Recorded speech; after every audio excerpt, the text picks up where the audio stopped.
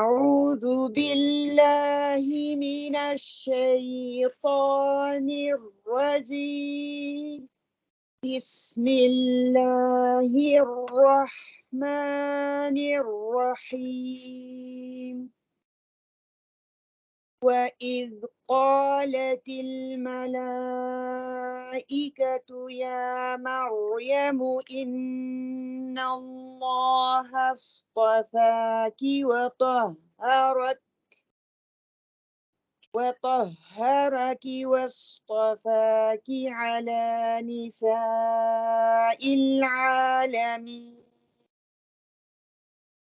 يا مريم اقنتي لربك واسجدي واركعي مع الراكعين.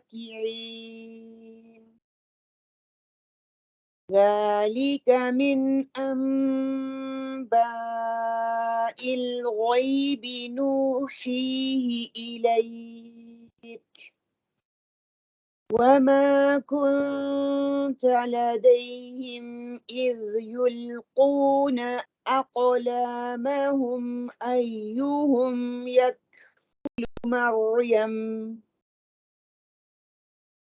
يكفل مريم وما كنت لديهم إذ يختصمون. إذ قالت الملائكة يا مريم إن الله يبشرك بكلمات منه اسمه المسيح عيسى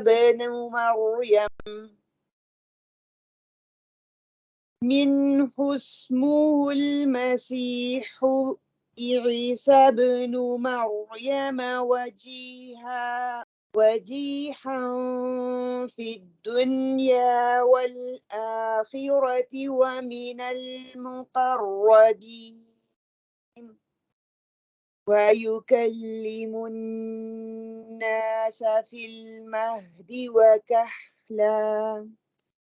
وكهلا ومن الصالحين. قالت رب أنى يكون لي ولد ولم يمسسني بشر قال كذلك الله يخلق ما يشاء إذ قضى أمرا فإنما يقول له كن فيكون. ويعلمهم الكتاب والحكمة والتوراة والإنجيل. بسم الله الرحمن الرحيم. رب اشرح لي صدري ويسر لي أمري واحلل عقدة من لساني يفقهوا قولي. ربي زدني علما ربي زدني علما ربي زدني علما. اللهم فقهنا في الدين اللهم فقهنا في الدين اللهم فقهنا في الدين. اللهم إني أسألك علما نافعا وعملا متقبلا ورزقا طيبا. اللهم انفعنا بما علمتنا وعلمنا ما ينفعنا وزدنا علما. الحمد لله نحمده ونستعينه ونعوذ بالله من شرور أنفسنا ومن سيئات أعمالنا. من يهده الله فلا مضل له ومن يضلل فلا هادي له. اللهم أرنا الحق حقا وارزقنا اتباعه وأرنا الباطل باطلا وارزقنا اجتنابه. الله ربي لا أشرك به شيئا. الله لا أشرك به شيئا. اللهم لا سهل ما جعلته سهلا أنت تجعل الحزن سهلا إذا شئت. توكل على العزيز الرحيم الذي يراك حين تقوم وتقلبك في الساجدين إنه هو السميع العليم. وأفوض أمري إلى الله إن الله بصير بالعباد. آمين اللهم آمين. الحمد لله بنعمته تتم الصالحات. اللهم اجعلني أحبك بقوله وضيق بالجهد كله آمين. اللهم اسقنا عند الموت بلا إله إلا الله. اللهم اهدنا وسددنا. اللهم اهدنا وسددنا آمین اللهم آمین. انشاءاللہ تعالیٰ آج جو ہے ہمارا سورہ عمران کا تیسرا سیشن ہے. آیا نمبر 42 سے 63 تک ہم انشاءاللہ تعالیٰ اس کو کور کریں گے. اور موضوع کیا ہے کہ گھروں کی اصلاح ہم کس طرح سے کر سکتے ہیں. ہمیں کہاں سے پتہ چلے گا کہ گھروں کی اصلاح کیسے کرنی ہے. کل جو ہم نے پڑھا اس کا اگر ہم تھوڑا سا دیکھ لیں کہ ہم لوگوں نے کیا کیا پڑھا. انشاءاللہ تعالیٰ سورہ عمران کا پڑھنے کا مقصد اللہ تعالیٰ کی حقیقی توحید کو پہچاننا ہے. ہماری اس سال کی جو ٹاپک ہے وہ ہے حی علی الفلاح کہ آؤ کامیابی کی طرف. ٹاپک جو ہم کور کر رہے ہیں وہ توحید ہے اور آج کا ٹاپک گھروں کی اصلاح انشاءاللہ تعالیٰ ہم پڑھیں گے.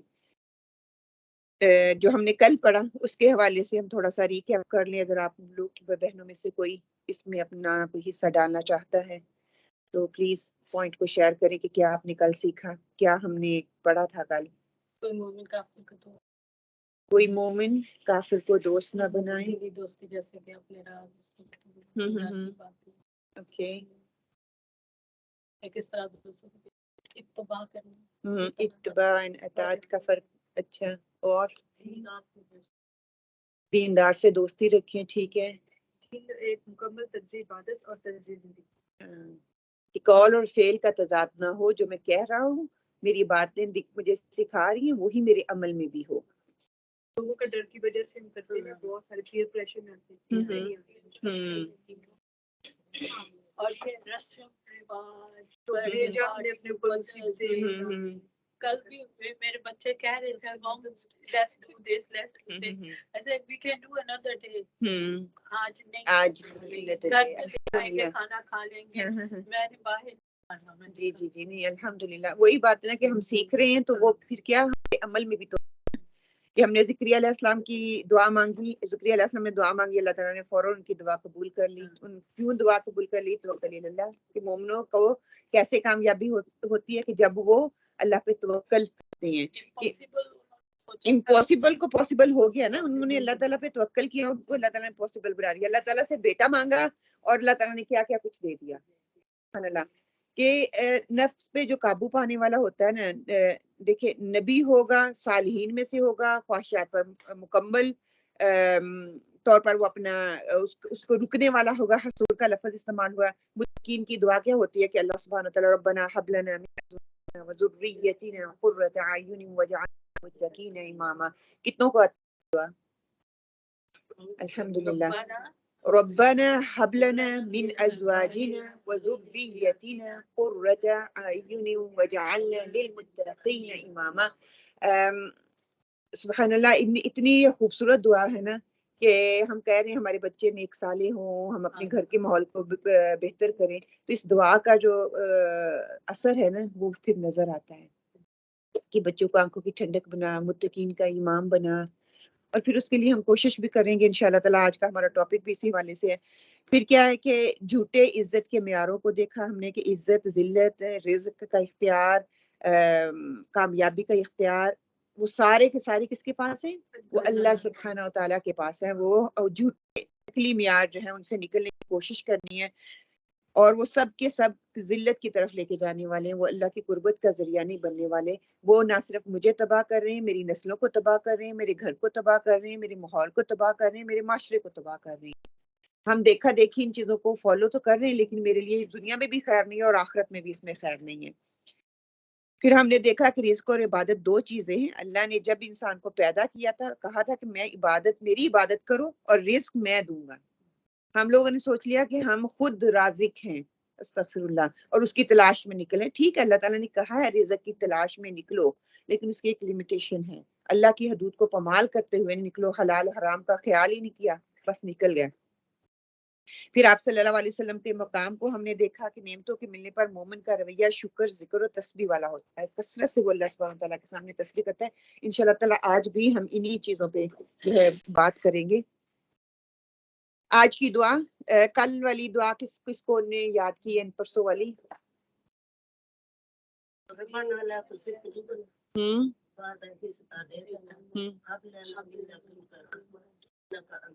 ایکسیلنٹ، ماشاء اللہ، ویل ڈن. اور کس نے یاد کی جی؟ ربنا وهب لنا وهب. الحمد للہ. الحمد للہ، الحمد للہ. اور کس نے یاد کی جی؟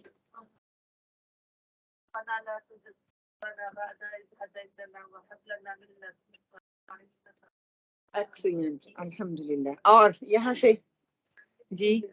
ربنا لا تزغ قلوبنا بعد إذ هديتنا وهب لنا من لدنك رحمة إنك أنت الوهاب. الحمد للہ، الحمد للہ. ربنا لا تزغ قلوبنا بعد إذ هديتنا، اپنے دل کی طرف پھر اشارہ کریں کہ جب اس کو ہدایت دے دیا تو اللہ سبحانہ تعالیٰ اس میں ٹیڑھ نہ آئے، اس میں کجی نہ آئے، اس کو پتہ کہ اسے ہدایت پہ رکھنا. یا مقلب القلوب ثبت قلبی علی دینک، پھر یہ دعا کریں کہ اللہ تعالیٰ مجھے اس پہ ثابت قدم رکھ.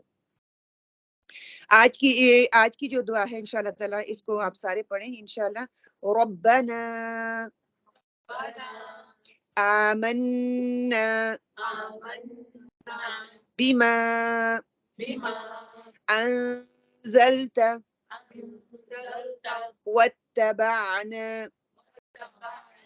واتبعنا الرسول فاكتبنا مع الشاهدين. ربنا آمنا بما أنزلت واتبعنا الرسول فاكتبنا مع الشاهدين. ربنا آمنا بما أنزلت واتبعنا الرسول فاكتبنا مع الشاهدين. اے ہمارے پالنے والے معبود، ہم تیری اتاری ہوئی وحی پر ایمان لائے اور ہم نے تیرے رسول کی اتباع کی، پس تو ہمیں گواہوں میں لکھ دے کہ شاہدین میں لکھ دے. اور ہم دیکھیں گے شاہدین ہم کب بنیں گے. آپ صلی اللہ علیہ وسلم کی اتباع جب ہم کریں گے تب ہم شاہدین میں سے بنیں گے. اچھا، مومن کی سوچ کیسی ہوتی ہے؟ کل ہم نے کیا پڑھا؟ مومن کی سوچ کیسی ہوتی ہے؟ ایک سوچ رکھنی چاہیے اچھی، اپنے بچوں کے، اپنے گھر بار، خاوند، فیملی کے لیے، ہاں دوسروں کے لیے، دوسروں کے لیے بھی. اچھا، صرف اچھی سوچ رکھ لینا کافی ہے؟ اس کے لیے کوشش کرنا. پھر کیسی کوشش کرنا ہے؟ خود ہی سے یا اس کے طریقے بتا دیے گئے؟ قرآن اور سنت سے. کل کیا تھا کہ جس طرح آپ صلی اللہ علیہ وسلم نے کیا ایسے چیز اسی طرح کرنے کی کوشش کرنا. چلو وہ نہیں تو اطاعت کا درجہ ہی لے لیں، اتباع نہیں کر سکتے تو اطاعت کا درجے میں آ جائیں، ہے نا. وہ ہم نے کل دیکھا. اچھا، جب پہلے ہمارے اندر توحید آئی، توحید کو پہچاننے کی کوشش کی، جب انسان کی توحید آتی ہے اس کی سوچ بدلنا شروع ہوتی ہے. جب سوچ بدلتی ہے تو پھر اس کا طرز عبادت اور طرز زندگی بہتر ہونا شروع ہو جاتا ہے. جو عبادت کرتا ہے جیسی عبادت مطلوب ہے ویسے کرنا شروع کرتا ہے، اور اس کے زندگی کے معاملات بھی کیا ہوتے ہیں؟ قرآن کے مطابق ڈھلنا شروع ہو جاتی ہیں. جب وہ انسان یہ کرتا ہے اس کی عبادت اور طرز زندگی بہتر ہونے لگتی ہے تو اس کو لوگوں کی نہیں فکر ہوتی کہ لوگ اس کے بارے میں کیا سوچتے ہیں، لوگ اس کے بارے میں کیا کہیں گے. وہ صرف سوچتا ہے کیا اللہ مجھ سے راضی ہوگا، کیا یہ آپ صلی اللہ علیہ وسلم نے اس کا حکم دیا، آپ صلی اللہ علیہ وسلم نے یہ کیا. توحید پہلے راسخ ہوگی، ہمارے اندر اللہ کی پہچان آئے گی، پہچان سے سوچ بدلے گی، سوچ سے میری عبادت اور طرز زندگی بدلے گی. جب وہ بدلے گی تو مجھے لوگوں کی پرواہ نہیں رہے گی. یہ کہہ دینا آسان ہے لیکن اس کو جب کرنا مشکل ہے، جس طرح کے ماحول میں ہم رہ رہے ہیں کرنا بہت مشکل ہے.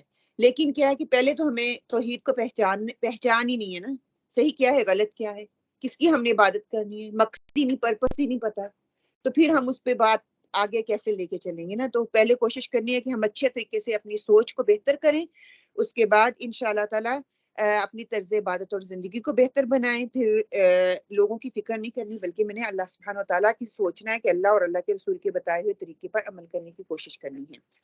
مسلمان اور مومن کا فرق. ایمان کے لیے شرط ہے کہ دل سے تصدیق کی جائے، کہ میں ایمان لے کے آیا. اچھا، جب ہم یہ تصدیق کرتے ہیں اللہ کی توحید اور رسالت کو سچا ماننا اور اعمال ظاہرہ میں اللہ اور اللہ کے رسول کی اطاعت کرنا. لیکن شریعت میں اس وقت تک قابل اعتبار نہیں ہے جب تک اس کا اثر جوارح کے اعمال اور افعال تک نہ پہنچ جائے، جس کا ادنا درجہ یہ ہے کہ ہم زبان سے لا الہ الا اللہ یعنی کہ کلمے کا اقرار کرتے ہیں. مطلوب کیا ہے کہ جوارح سے صرف اقرار کر دینا کافی نہیں، کہ ہم نے اس کی شروط پڑھی تھی نا پھر کلمے کی کہ کیا ہے. مسلمان و مومن میں فرق کرنے کے لیے ہمیں اس چیز کو جاننا ضروری ہے. اسی طرح ایمان اعمال ظاہرہ کا نام ہے، لیکن شریعت میں اس وقت تک معتبر نہیں جب تک کہ دل سے اس کی تصدیق نہ کی جائے. اور اسلام اور ایمان ابتدا اور انتہا کے اعتبار سے دو الگ الگ چیزیں ہیں. ہم اس کو جو اسلام ہے ہم اسی کو ایمان کہتے ہیں، اور ایمان اور اسلام یہ دو چیزیں ہیں. شریعت کی ٹرم سے تو ایک ہی ہے، لیکن بہرحال اس میں تھوڑا سا جو فرق ہے وہ جان لیں کہ ایمان دل سے شروع ہوتا ہے اور ظاہر اعمال تک آتا ہے. دل میں میرے بیج اگتا ہے اور میرے عمل اس کو شو کرتے ہیں، اس کو کہا جاتا ہے ایمان. اور اسلام کیا ہے؟ میرے افعال جو میں کرتی ہوں نا وہ نظر آتا ہے کہ میں بظاہری کر رہی ہوں اور پھر میرے دل پہ اثر کر رہا ہے. ایک ہے اندر سے چیز باہر آنا، ایک باہر سے اندر کی طرف جانا. ٹھیک ہے، لیکن لغوی اعتبار سے دونوں میں فرق ہے، لیکن شرعی لحاظ سے فرق نہیں ہے. شرع کو اگر ہم دیکھتے ہیں، ہم نے اللہ کی قربت حاصل کرنی ہے، ہم ظاہر استعمال کر کے پھر ہمارے اندر تصدیق ہو جائے، ہم اس میں ٹھکنا شروع ہو جائیں، یا اندر سے تصدیق ہو کے باہر آئے اور پھر میرا عمل اس چیز کو شو کرے، وہ کر لے. مطلوب کیا ہے؟ ایمان مطلوب ہے. اسلام تو ہم کہہ دیتے ہیں یہ تو ادنا درجہ نا، لا الہ الا اللہ، ہم اسلام لے آئے. اسلام لانے کے بعد جس چیز کی ضرورت ہے کہ نیتیں کہاں سے آتی ہیں؟ دل سے نکلے گی نا. دل سے میرے وہ بات ہوگی ہاں یہ میں نے کرنا ہے، یہ اللہ کا حکم ہے، تو پھر میرے عمل اس چیز کو ظاہر کر کے اس چیز کی تصدیق کریں گے. کہ دونوں ملزم ہیں، اس کے بغیر جو ہے وہ گزارا نہیں ہے. انشاءاللہ آیت نمبر 42 سے انشاءاللہ. وَإِذْ قَالَتِ الْمَلَائِكَةُ يَا مَرْيَمُ إِنَّ اللَّهَ اصْطَفَاكِ وَطَهَّرَكِ وَاصْطَفَاكِ عَلَى نِسَاءِ الْعَالَمِينَ. اور جب فرشتوں نے کہا اے مریم اللہ تعالیٰ نے تجھے برگزیدہ کر لیا اور تجھے پاک کر دیا اور سارے جہان کی عورتوں میں تیرا انتخاب کر دیا. ہم پڑھ رہے ہیں نا کہ حضرت اللہ سبحانہ وتعالیٰ نے مریم کو چن لیا اس کی ماں کی دعاؤں کی وجہ سے. ٹھیک ہے. یا مریم قنوتی لربک واسجدی وارکعی مع الراکعین. اے مریم تو اپنے رب کی اطاعت کر اور سجدہ کر اور رکوع کرنے والوں کے ساتھ رکوع کر. یہاں پہ ہمیں سمجھ کے آتی ہے کہ اللہ مریم علیہ السلام کی والدہ نے دعا کی، اللہ تعالیٰ نے ان کی دعا کو قبول فرمایا، اللہ تعالیٰ نے بیٹی دی. پھر بیٹی کی جو طریقے وہ بتا دیے گیا کہ اچھی بچیاں یا اچھی بیٹیاں کون سی ہوتی ہیں، جو اپنے آپ کو عبادت میں رکھنے والی ہوتی ہیں. ایک بچی جب اپنی عزت اور عصمت کی حفاظت کرتی ہے تو وہ نیک بچی کہلاتی ہے. جب وہ اپنی آنکھوں کی حفاظت کرتی ہے تو وہ نیک کہلاتی ہے. جب وہ اپنے کانوں کی حفاظت کرتی ہے تو وہ نیک کہلاتی ہے. آنکھوں کی حفاظت میں بے حیائی اور برے کاموں سے رکی رہتی ہے. کانوں میں کوئی گانے میوزک اس طرح کی ادھر ادھر کی واہیا باتیں جو ہیں وہ نہیں آتی. اور آج کے دور میں اگر ہم دیکھ لیں تو میں تو کہوں گی کہ ہاتھوں کی حفاظت ہر وقت یہ ہاتھ میں ہے. وہ کیا دیکھ رہی ہے، اس کے کان، آنکھ، اس کا دماغ، اس کا دل، ہر چیز ہی مشغول ہے. کہ اگر ہاتھوں کو کنٹرول میں کر لیں، ہاتھ ہمارے جہاں پہ لگنے چاہیے اسی چیز کو ہم کلک کریں، جس کو ضرورت نہیں اس کو نہ کریں، تو یہ کیا ہے؟ یہ نیک اور صالح جو ہے بچی ہیں ان کی یہ نشانی ہے. پیچھے اللہ سبحانہ وتعالیٰ نے مردوں کا ذکر کر دیا، اس میں پھر موسیٰ علیہ السلام کا اور یحییٰ علیہ السلام کا اور زکریا علیہ السلام کا ذکر کر دیا، اور یہاں پہ مریم علیہ السلام کا ذکر کر دیا کہ عورتوں کو بھی اللہ تعالیٰ چنتا ہے. خاص عورت تھی جن کو اللہ تعالیٰ نے چنا. ماں پاکیزہ تھی، ماں کی دعائیں ہم نے دیکھی. اصلاح کی بنیاد بیج ڈال دیا ماں نے دعا کر کے، اللہ کے سپرد کر کے، اللہ کی نگہداشت میں دے کے. پھر اس کا نتیجہ دیکھیے کہ جب اللہ تعالیٰ کی نگہداشت میں ہم چلے جاتے ہیں تو اس کے نتیجے پھر کیسے نکلتے ہیں. اللہ تعالیٰ خاص کر لیتا ہے، اللہ تعالیٰ چن لیتا ہے. اللہ تعالیٰ نے مریم علیہ السلام کو چن لیا. جب اللہ تعالیٰ نے چن لیتا ہے تو اللہ تعالیٰ کیا کہتے ہیں؟ وَاسْجُدُوا وَارْكَعُوا مَعَ الرَّاكِعِينَ، کہ رکوع کرو، سجدہ کرو سجدہ کرنے والوں کے ساتھ، رکوع کرنے والوں کے ساتھ. مختلف اسکالرز جو ہیں مفسرین جو ہیں وہ یہ کہتے ہیں کہ یہاں پہ عورت کا باجماعت نماز کے ساتھ کیا گیا. ہم لوگ کہتے ہیں نا کہ عورت جو ہے وہ گھر پہ نماز پڑھے اور جتنی چھپی ہوئی جگہ میں جا کے پڑھے. اگر وہاں پہ وہ حدیث ملتی ہے تو قرآن کے الفاظ یہاں پہ یہ کہہ رہے ہیں. ہاں رکوع کرنے والے کیا ہے، قیام کون کرتے ہیں؟ ہاں کہ نماز رکوع کرنے والوں کے ساتھ. یہاں پہ کہتے ہیں کہ وہ اس چیز کی بھی دلیل یہ ملتی ہے کہ عورت بھی باجماعت نماز پڑھ سکتی ہے، پھر اس کو بھی اتنا ہی اجر ملے گا. اس میں اللہ تعالیٰ نے کوئی تخصیص نہیں. ہاں فرض نہیں ہے.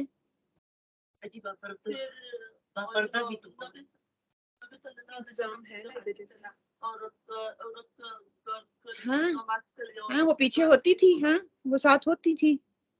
ہم ان ساری چیزوں کو بھول کے پھر ایک چیز کو لے کے بیٹھ جاتے ہیں کہ یہ حدیث بھی ہے. ہاں کبھی کبھار جب ہم گھر پہ نماز پڑھتے ہیں تو بندہ وہ بھی کرے. عام حالات میں عورت گھر پہ ہی پڑھتی ہے نا. اگر وہاں آپ کو ماحول مل رہا ہے، آپ کے لیے علیحدہ انتظام، آپ اپنے پورے پردے کے انتظام میں آئیں اور پڑھیں.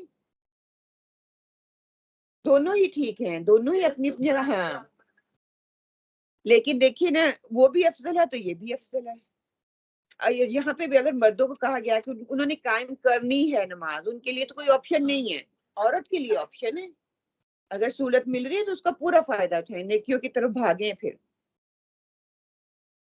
جب پھر اللہ تعالیٰ چن لیتا ہے کسی خاص کام کے لیے، کسی خاص مقصد کے لیے، الحمدللہ اللہ سبحانہ تعالیٰ نے ہمیں بھی ایک خاص مقصد کے لیے چنی. ہم قرآن کے لیے یہاں پہ بیٹھے ہوئے ہیں تو اللہ کا شکر ادا کریں، الحمدللہ سجدہ کریں، اللہ کا شکر ادا کریں. ہماری باتیں پہلے سے بہتر ہو، ہماری شکر کے جو کہ وہ پہلے سے بہتر ہونے چاہیے.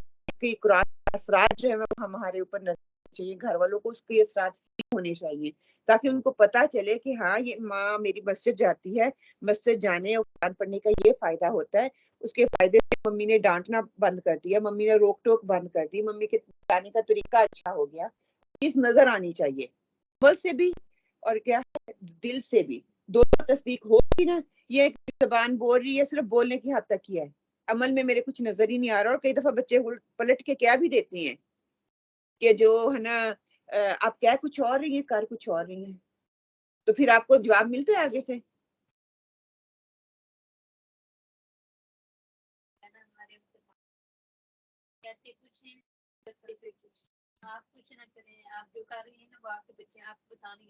ہاں وہ آپ کا آئینہ ہے.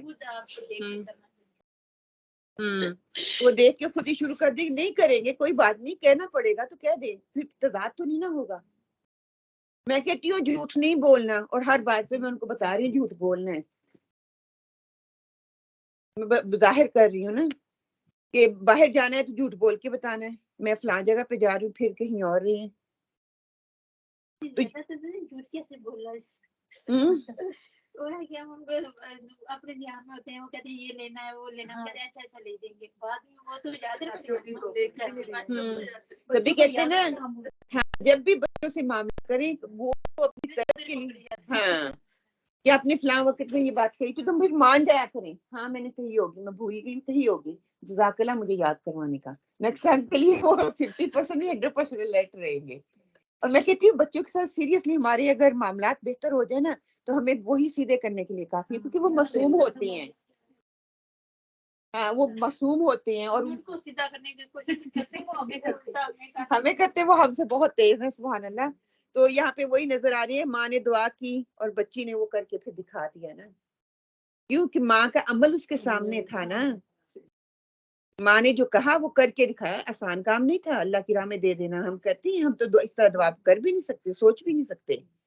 اور پھر عورت ہو کے اس وقت پتہ عورتوں کا نہیں تھا. ہاں پھر وہ محراب میں وہاں پہ رہتی تھی کہ ہم تو کہتے ہیں بچی یہ نہیں کر سکتی، بچی یہ نہیں کر سکتی، بچی یہ بچی وہ. اللہ تعالیٰ نے پھر چن لیا، خاص کر لیا. اس نے اپنے آپ کو اللہ کے لیے صرف کیا تو اللہ سبحانہ تعالیٰ نے پھر ان کو چن لیا. بے شک اللہ تعالیٰ کو پتا تھا میں نے اس کو چننا ہے، اللہ تعالیٰ نے ویسے اسباب پیدا کر دیے، لیکن نیت تھی نا ماں کی. اسباب تو اللہ نے پیدا کیے، وہ اللہ تعالیٰ ان کی نیت دیکھنا. ہاں ان کی دعا قبول ہوئی تو اللہ تعالیٰ نے اسباب پیدا کیے نا. تو ہماری دعائیں نہیں ہیں تو اسباب کہاں سے پیدا ہوں. ہمیں صرف وہ دنیا کی دعائیں جو ہے نا مطلبی دعائیں کہہ لیں کہ وہ یاد ہوتی ہے، اتنی دور تک تو ہم سوچتے ہی نہیں ہیں. تو انہوں نے اتنی دور تک سوچا اور دیکھو الحمدللہ. پھر مریم ماں کی نیکیوں کی وہ جیسے کل بھی بات کی تھی نا کہ نیکیوں کو اللہ تعالیٰ کس طرح پرزرو کرتا ہے. اس کے اگر والدین نیک ہو تو کہاں تک اولاد کو لے کے جاتا ہے. اگر ہمارا قرآن کے ساتھ تعلق ہے، اللہ سے دعا کریں کہ وہ اتنا مضبوط ہو کہ ہماری آنے والی نسلوں تک یہ چیز چلے، قیامت تک آنے والی نسلوں تک چلے. مریم کو اللہ تعالیٰ نے خاص کیا، مریم کو خاص کیا اور خاص کر دیا. ذَلِكَ مِنْ أَنْبَاءِ الْغَيْبِ نُوحِيهِ إِلَيْكَ وَمَا كُنْتَ لَدَيْهِمْ إِذْ يُلْقُونَ أَقْلَامَهُمْ أَيُّهُمْ يَكْفُلُ مَرْيَمَ وَمَا كُنْتَ لَدَيْهِمْ إِذْ يَخْتَصِمُونَ. یہ غیب کی خبروں میں سے ہے جسے ہم تیری طرف وحی سے پہنچاتے ہیں. تو ان کے پاس نہ تھا جبکہ وہ اپنے قلم ڈال رہے تھے کہ کو ان میں سے کون پالے گا، اور نہ تو ان کے جھگڑے کے وقت ان کے تھا جب وہ جھگڑ رہے تھے کہ مریم علیہ السلام کی لک آفٹر کون کرے گا. دیکھیں نیک ماں نیک دعا اللہ نے سن لی، پھر اس کی بچے کی پرورش کے لیے بھی لوگ قرآن اندازی کر رہے ہیں. سبحان اللہ، کیسے کیسے اللہ تعالیٰ نے پھر اسباب بنائے. اذ قالت الملائکۃ یا مریم ان اللہ یبشرک بکلمات منہ اسمہ المسیح عیسی ابن مریم وجیہا فی الدنیا والآخرہ ومن المقربین. جب فرشتوں نے کہا اے مریم اللہ تعالیٰ تجھے اپنی ایک کلمے کی خوشخبری دیتا ہے. یہاں پہ ایک کلمے کی خوشخبری سے کیا مراد ہے؟ حضرت عیسیٰ علیہ السلام جس کا نام مسیح عیسیٰ بن مریم ہے، جو دنیا اور آخرت میں ذی عزت ہے اور میرے مقربین میں سے ہے. جو بشارت دے دی، خوشخبری دے دی کلمے کی، عیسیٰ علیہ السلام آنے والے ہیں. اور یہ کلمہ کیا تھا؟ کلمہ کن تھا. اللہ تعالیٰ کے کلمہ کن سے پیدا ہوئے تھے، بغیر باپ کے پیدا ہوئے تھے. اور قیامت والے دن کہتے ہیں کہ ہر شخص باپ کی نسبت سے پکارا جائے گا اور عیسیٰ علیہ السلام کو ماں کی نسبت سے پکارا جائے گا. یہ تھوڑا مقام ہے کہ دعائیں کہاں تک اثر کرتی ہے. اس چیز کو آپ سوچیں. ماں خاص، ماں کے آگے بچہ خاص، بچے کے اندر خاص کوالٹیز آگے اب آئیں گی. کون کون سی اللہ تعالیٰ نے ان کے اندر دے دی؟ اللہ تعالیٰ نے وجیہن کہ کا مطلب ہے بڑے عزت والا، وقار والا. مطلب جو چیز اللہ تعالیٰ نے اس کو دی وہ کسی اور کو نہیں دی. دنیا میں بھی نبوت اور آخرت میں بھی اپنے ماننے والوں کے لیے کہتے ہیں سفارش کریں گے، ان کے لیے شفاعت کریں گے اللہ تعالیٰ پہ. اور اسی لیے کہا گیا کہ دنیا اور آخرت میں وجیہت جو ہے وجاہت ان کے کرنے والے ہوں گے، ان کے باوقار رہیں گے دنیا میں بھی اور آخرت میں بھی.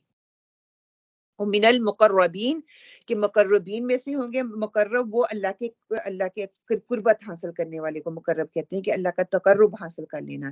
یہ بہت بڑا مرتبہ ہوتا ہے کہ دیکھیں ہر صاحب ایمان اللہ کا قرب حاصل کرنا چاہتے ہیں. میں اور آپ بھی ہم اللہ کا قرب حاصل کرنا چاہتے ہیں. اللہ کا قرب کیسے حاصل کیا جائے؟ اس کے لیے کوشش کرنی ہوگی، اس کے لیے دعائیں کرنی ہوں گی، اس کے لیے اللہ کو پہچاننا ہوگا.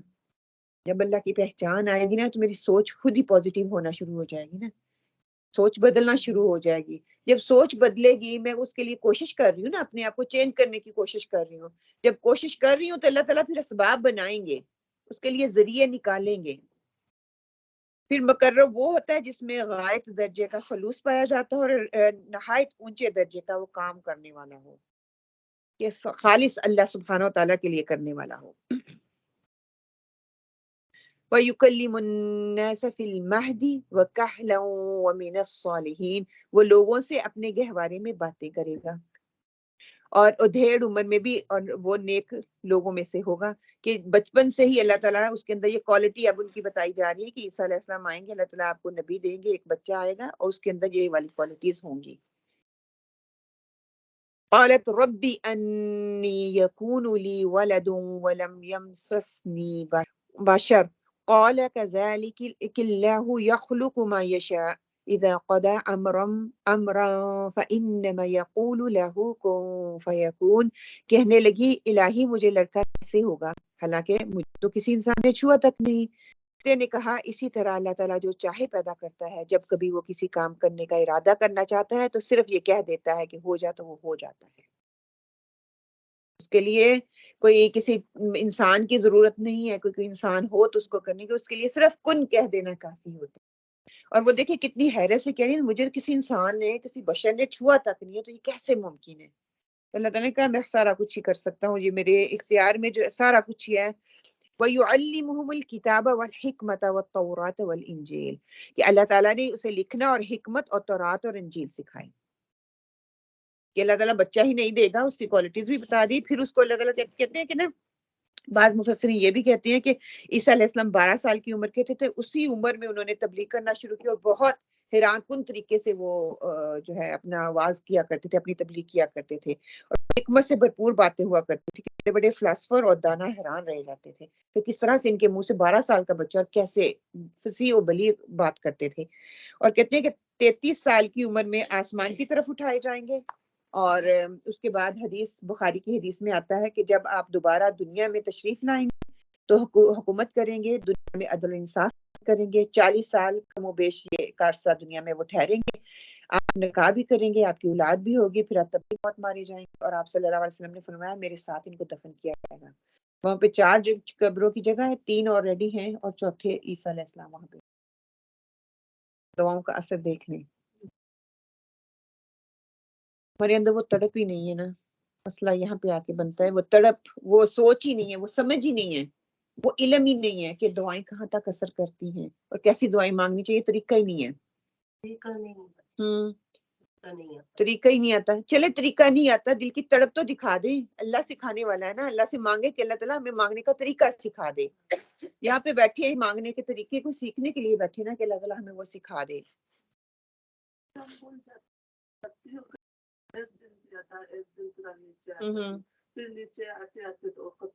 ختم ہو جاتے ہیں۔ دیکھیں تھوڑا عمل کریں، تھوڑی دعائیں مانگ لیں، لیکن تسلسل سے وہ مانگیں۔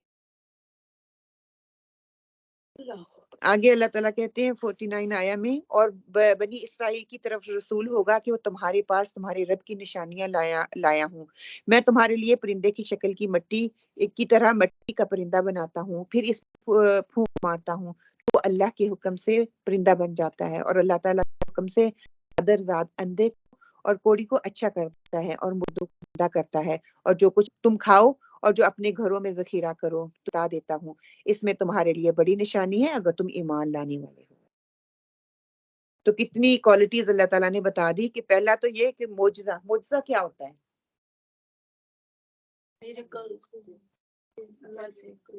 اللہ کی طرف سے ہوتا ہے، ٹھیک ہے، اور کہ ایسی چیز جو بندے کو عاجز کر دے، ایسی نشانی جو بندے کو عاجز کر دے کہ اس کو اس کے آگے الفاظ ہی نہ ملیں، ایسی چیز جس کا عام لوگ جواب پیش ہی نہ کر سکیں، بندہ عاجز آ جاتا ہے، اس کے پاس الفاظ ہی نہ ہو کچھ کہنے کو، حیران ہے نا، اس کو معجزہ کہتے ہیں۔ پھر اللہ تعالیٰ نے ہر نبی کو معجزے دیے، کوئی نبی ایسا نہیں تھا جس کو معجزہ نہ دیا گیا ہو، ہر نبی کو معجزے دیے۔ عیسیٰ علیہ السلام کا معجزہ کیا تھا؟ ہاں یہ سارے معجزے تھے، لیکن ہر نبی کو ایک ایسا خاص معجزہ دیا گیا جو اس وقت کی ضرورت ہوا کرتا تھا، تو وہ کیا تھا؟ طبابت، طب، وہ اندھے، وہ کوڑی کو ہاں وہ صحیح کر دیتے تھے، مادرزاد اندھے کو صحیح کر دیتے تھے، مردے کو زندہ کر دیتے تھے، مطلب جس چیز کا زور ہوتا تھا اسی کا اللہ تعالیٰ نے ان کو معجزہ دیا۔ موسیٰ کو کیا دیا تھا؟ اس وقت جادو بہت تھا، تو جادو ان کو دیے، وہ دیا، اور جادو کے بل بوتے پہ دیکھو انہوں نے معجزہ دیکھا تو وہ جادوگر ہی آگے سجدہ ریز ہو گئے، ہاں ہاں ہاں، وہی نا، تو اللہ سبحانہ تعالیٰ نے حضرت عیسیٰ علیہ السلام کو کہتے ہیں یہ طب دیا تھا، اسی لیے آپ مریضوں کو شفا یاب کرتے تھے، وقت کا متاثر کن علم، آج تک وہ نہیں ہوا کہ وہ جو اس بیماری کے لوگوں کو شفا دے سکیں، لیکن اللہ تعالیٰ نے عیسیٰ علیہ السلام کو اس وقت دیا جو اس وقت کی ضرورت تھی، وہ دیا، اور اللہ تعالیٰ نے ان کو تورات دی، انجیل دی، اور اس کے ساتھ ساتھ کہتے ہیں یہ واحد نبی ہوں گے جن کو قرآن بھی آ کے وہ دوبارہ لیں گے، آپ صلی اللہ علیہ وسلم کی شریعت پہ وہ چلیں گے نا، تو کتنا اللہ تعالیٰ نے پھر ان کو جو ہے وہ مقام دیا۔ مصدقا لما بين يدي من التوراة ولأحل لكم بعض الذي حرم عليكم وجئتكم بآيات من ربكم فاتقوا الله وأطيعون. اور میں تورات کی تصدیق کرنے والا ہوں جو میرے سامنے ہے، اور میں اس کے لیے آیا ہوں کہ تم پر بعض وہ چیزیں حلال کروں جو تم پر حرام کر دی گئی ہیں، اور میں تمہارے پاس تمہارے رب کی نشانیاں لایا ہوں، اس لیے تم اللہ سے ڈرو اور تم میری فرمانبرداری کرتے رہو. ان اللہ ربی و ربکم فاعبدوہ ھذا صراط مستقیم. یقین مانو میرا اور تمہارا رب اللہ ہی ہے، تم سب اسی کی عبادت کرو، یہی سیدھا راستہ ہے. یہ پیغام دینے کا طریقہ دیکھو، پھر آ گئے ہیں، نبی بن گئے ہیں، اور نبی کرنے کے بعد کیا کہ میری بات کو مان لو، تمہارا اور میرا رب اللہ ہی ہے اور اسی کی عبادت کرو، یہی سیدھا راستہ ہے. بچے بھی ہم سے کئی دفعہ سوال کرتے ہیں how do you know this is the right path. پھر قرآن ہمیں بتاتا ہے یہی صحیح راستہ ہے. پھر how do you know this book is right. اللہ تعالیٰ نے وعدہ کر دیا کہ اس میں کوئی چینجنگ نہیں آئیں گی، ایز اٹ از جیسے ہی ہے ویسے ہی ہے. دلیلیں ہمارے پاس ہوں گی، علم ہمیں ہوگا تو ہم ہی بچوں کو سیٹسفائی کر سکیں گے نا. پھر اس میں جو لکھا ہے ہوا ہے وہ کوئی چینج ہی نہیں کر سکا. پہلی کتابوں میں تحریف آ چکی ہے، وہ کو چینج ہو چکی ہیں، لیکن قرآن کو جو اللہ تعالیٰ نے ایز اٹ از ہی رکھا ہوا ہے. فَلَمَّا أَحَسَّ عِيسَى مِنْهُمُ الْكُفْرَ قَالَ مَنْ أَنصَارِي إِلَى اللَّهِ قَالَ الْحَوَارِيُّونَ نَحْنُ أَنصَارُ اللَّهِ آمَنَّا بِاللَّهِ وَاشْهَدْ بِأَنَّا مُسْلِمُونَ. مگر جب حضرت عیسیٰ علیہ السلام نے ان کا کفر محسوس کر لیا تو کہنے لگے اللہ تعالیٰ کی راہ میں میری مدد کرنے والا کون کون ہے؟ حواریوں نے جواب دیا کہ ہم اللہ تعالیٰ کی راہ میں مددگار ہیں، ہم اللہ تعالیٰ پر ایمان لائے اور آپ گواہ رہیے کہ ہم تابع دار ہیں. کہ حواری کون ہوتے ہیں؟ ساتھی، ہاں وہ ماننے کے آئے تھے، ان کو حضرت عیسیٰ علیہ السلام کے حواری کہا گیا. جیسے آپ صلی اللہ علیہ وسلم کے حواری کون تھے؟ صحابی تھے. تو یہ بھی عیسیٰ علیہ السلام کے صحابی تھے. ٹھیک ہے. پھر اللہ کی مدد کے لیے پکارا انہوں نے، میری مدد کے لیے نہیں. انہوں نے کہا، انہوں نے کیا شروع کر دیا؟ انہیں کو خدا ماننا شروع کر دیا. حتیٰ کہ کلیئر سٹیٹمنٹ ہے اللہ کی راہ میں میری مدد کرنے کے لیے کون آئے گا. کہتے ہیں کہ حواری وہ مخلص لوگ جو عیسیٰ علیہ السلام پر ایمان لائے. ہا و را سے ہے، سفیدی کو کہتے ہیں، یعنی وہ چیز جو خالص ہو. اس طرح حواری توحید سے لبریز تھے اور ہر قسم کی کدورت سے پاک تھے. حواریوں نے کہا کہ ہم اللہ کے دین کی مدد کے لیے آ رہے ہیں، اور ان کا جواب بھی دیکھ لیں. انہوں نے یہ نہیں کہا عیسیٰ ہم تیری مدد کے لیے آ رہے ہیں، انہوں نے کہا ہم اللہ کی مدد کے لیے حاضر ہیں. جو اللہ کے دین کی مدد کرتا ہے اللہ تعالیٰ پھر ان کی مدد کرتا ہے. جو اللہ کے دین کی اشاعت کے لیے تن من دھن کی بازی لگا دیتا ہے وہی اللہ کی مدد کرتا ہے. آج پھر ہم اپنے آپ کو دیکھ لیں، اگر ہم آپ کو پکاریں کہ آؤ اللہ کی مدد کے لیے آؤ، اللہ کی دین کی اشاعت کے لیے آؤ، آپ صلی اللہ علیہ وسلم کی اتباع کے لیے آؤ، اور آپ صلی اللہ علیہ وسلم کا جو طریقہ ہے، اللہ آپ صلی اللہ علیہ وسلم کا جو مشن ہے دوسروں تک پہنچاؤ، تو ہم کیا کریں؟ ہماری مصروفیات ہی اتنی ہیں، میرے پاس ٹائم ہی نہیں ہے، میں کام کر رہی ہوں. لیکن اللہ تعالیٰ نے پھر پوچھنا تو ہے نا، دنیا کے لیے کام ہے، میرے دین کی اشاعت کے لیے کام نہیں ہے. چلو دین کی اشاعت نہ کرو، اپنی اصلاح کے لیے تو آؤ، اپنے اندر چینجنگ لانے کے لیے تو آؤ. اس کے لیے تو ٹائم نکالو. ویک میں 2 گھنٹے بھی نہیں ہم دے سکتے. اس میں بھی میرا بیوی ہونے کے ناطے، میرا میاں میرے رستے میں رکاوٹ، میرے ماں ہونے کے ناطے بچے میرے رستے کی رکاوٹ، فیملی ہونے کے ناطے ان لاز میری رکاوٹ، اور ادھر والدین سے دیکھ لیں تو ماں باپ میری رکاوٹ. میرے لیے وہ 2 گھنٹے نکالنا میرے لیے مشکل ہے. پورا ہفتہ آپ کے پاس ہوتا ہے، پورے ہفتے میں 2 گھنٹے نکالنا میرے لیے مشکل ہے. پھر اپنے ایمان کے لیول کو چیک کر لیں نا. وہ 2 دنوں کے لیے ہم پلاننگ نہیں کر سکتے تو ہم نے لمبی پلاننگ کیا کرنی ہے؟ 2 گھنٹے کے لیے نہیں کر سکتے. اور ہر گھنٹے میں 24 گھنٹے ہیں. 24 گھنٹے میں ایک دن میں 2 گھنٹے دینا بھی وہ دیکھ لگتے ہیں نا آپ کے 22 گھنٹے آپ کہاں پہ خرچ کر رہے ہو اس دنیا کی طلب کے لیے. 2 اپنی آخرت کے لیے نہیں کر سکتے. ہم کس بھول میں بیٹھے ہوئے ہیں؟ آ جانا ہے، ابھی آ گیا آ رہی آئے. ہاں کلمہ پڑا ہوا ہے. 2 چیزیں ہیں، ایک ہم کلمہ پڑا ہوا ہے ہم جنت میں جائیں گے. حتیٰ کہ وہ کلمے کی شرائط کیا ہے، کلمہ پڑھ لینا کافی نہیں. ابھی وہ دیکھا نا مسلم اور مومن کا کردار کہ کلمہ پڑھ لینا یہ منیمم ریکوائرمنٹ ہے، وہ آپ کو اسلام کے اندر داخل کرتی ہے، وہ آپ کو مسلمان نہیں بناتی۔ مسلمان تو وہ ہے جو آپ کے عمل سے ظاہر ہو جائے دوسروں کو۔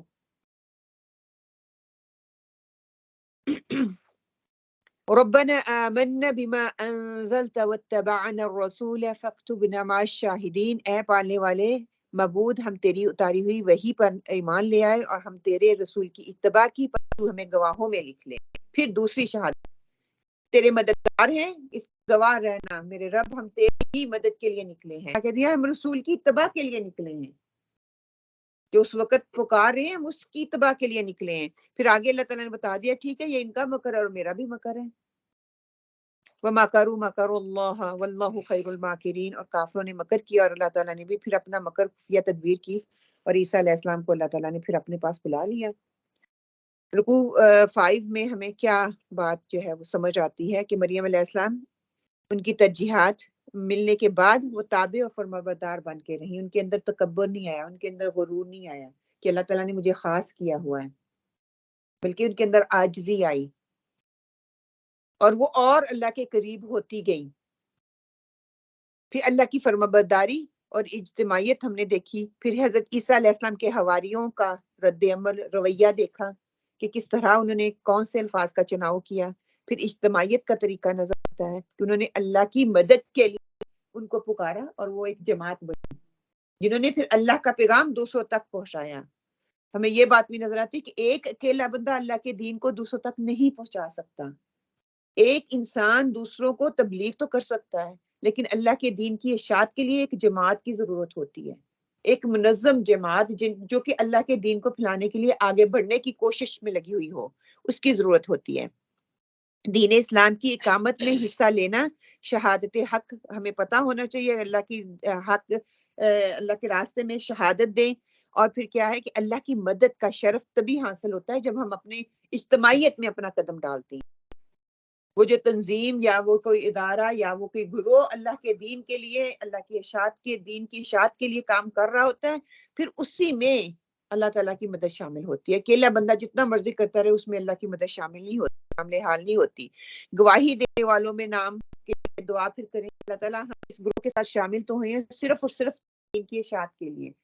شہادت حق جو ہے، آپ چھوٹا سا وہ پمفلٹ ہے مولانا مودودی کا، وہ پڑھیں اور پتہ چلے کہ ہماری ذمہ داریاں کیا ہیں، اللہ تعالیٰ نے کس مقصد کے لیے ہمیں پیدا کیا ہے۔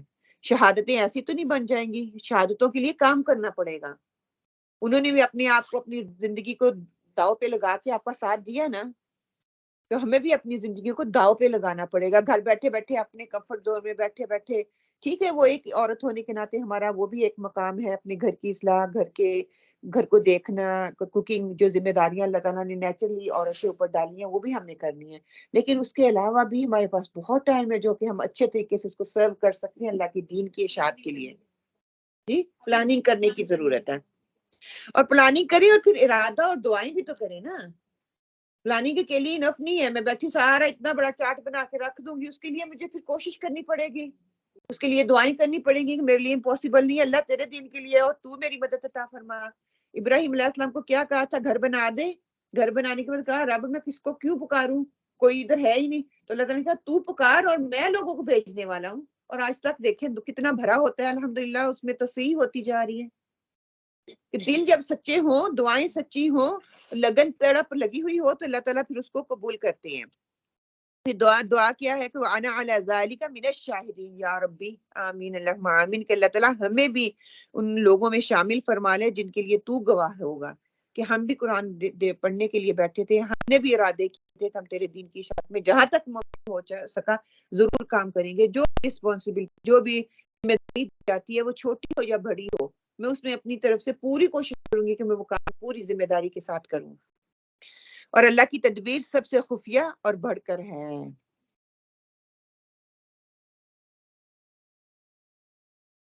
اذ قال اللہ یا عیسی انی متوفیک ورافعک الی ومطہرک من الذین کفروا وجاعل الذین اتبعوک فوق الذین کفروا الی یوم القیامہ ثم الی مرجعکم فاحکم بینکم فیما کنتم فیہ تختلفون۔ جب اللہ تعالیٰ نے فرمایا اے عیسیٰ میں تجھے پورا لینے والا ہوں اور تجھے اپنی جانب اٹھانے والا ہوں اور تجھے کافروں سے پاک کرنے والا ہوں اور تیرے تابع داروں کو کافروں کے اوپر غالب کرنے والا ہوں قیامت کے دن تک، پھر تم سب کا لوٹنا میری طرف ہے، میں تمہارے آپس کے تمام اختلافات کا فیصلہ کر دوں گا۔ کہ اللہ سبحانہ عیسیٰ علیہ السلام کو کہہ رہے ہیں کہ تمہارا وعدہ جو تمہارے ساتھ کیا ہوا میں پورا کرنے والا ہوں اور تجھے اپنی طرف اٹھا کے لے آؤں گا، تو پھر کیا ہوگا، کافروں سے تجھے میں پاک کر دوں گا جو تجھے ماننے کی لگے ہوئے نا کہ تجھے مار کے تجھے قتل کر دیں گے، کہ جو بھی ہم نے کل بھی پڑھا حق اور سچ کی بات بتانے کے لیے اٹھتا تو لوگ جو ہیں اس کے خلاف ہوتے ہیں، اور ان لوگوں کا یہ رویہ تھا کہ وہ ان کو قتل کر دیتے تھے، ان کو مار دیتے تھے۔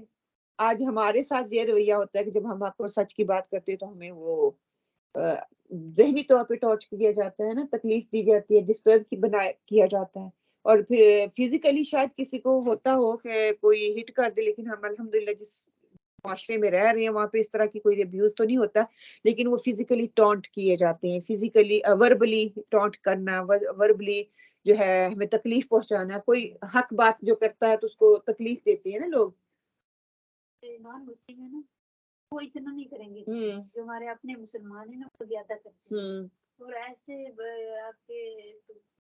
آپ سے عمر میں اتنے بڑے ہوتے ہیں، جب آپ کو اس بات کو کہتے ہیں نا تو آپ کو بہت تکلیف ہوتی ہے کہ یہ وہی لوگ ہیں جنہوں نے بچپن میں ہمیں سکھایا تھا کہ یہ کام کرو، آج وہ کیوں ہمیں کہہ رہے ہیں کہ یہ کیا شروع کر دیا، یہ کون سا طریقہ چلنا شروع کر دیا، کون سا تمہارا برین واش کر دیا، استغفر اللہ، تو برین واش کیا واقعی برین واش ہو رہا ہے، قرآن صفائی کر رہا ہے ہمارے اندر کی، اور ہم اپنے ہی تکلیف جب دیتے ہیں نا، اپنے ہی بولتے ہیں تو وہ بہت تکلیف ہوتی ہے، کیونکہ آپ اپنوں کو سمجھانے کی کوشش کر رہی ہیں، آپ ان کی کیئر کر رہے ہیں نا، ان کو اس وقت سمجھ نہیں آ رہی، وہ اس وجہ سے کہ فرقوں میں بٹے ہوئے ہیں، فرقوں میں بٹے ہوئے ہیں۔ ہاں چلو، اپنے گھر والے کا تو فرقہ ایک ہی ہے نا، جو گھر والے ہمارے ارد گرد رہتے ہیں ہمیں زیادہ انہی کی فکر ہوتی ہے نا، وہیں تک ہماری رسائی ہے، باہر نکل کے ہم اتنا پڑھیں گے لکھیں گے پھر دوسروں کو تبلیغ کریں گے وہ دور کا مسئلہ ہے، لیکن جب ہم گھر والوں کو بتاتے ہیں، ان کی اصلاح کرنے کی کوشش کرتے ہیں، ان کی طرف سے نیگیٹو رویہ آتا ہے تو تکلیف ہوتی ہے،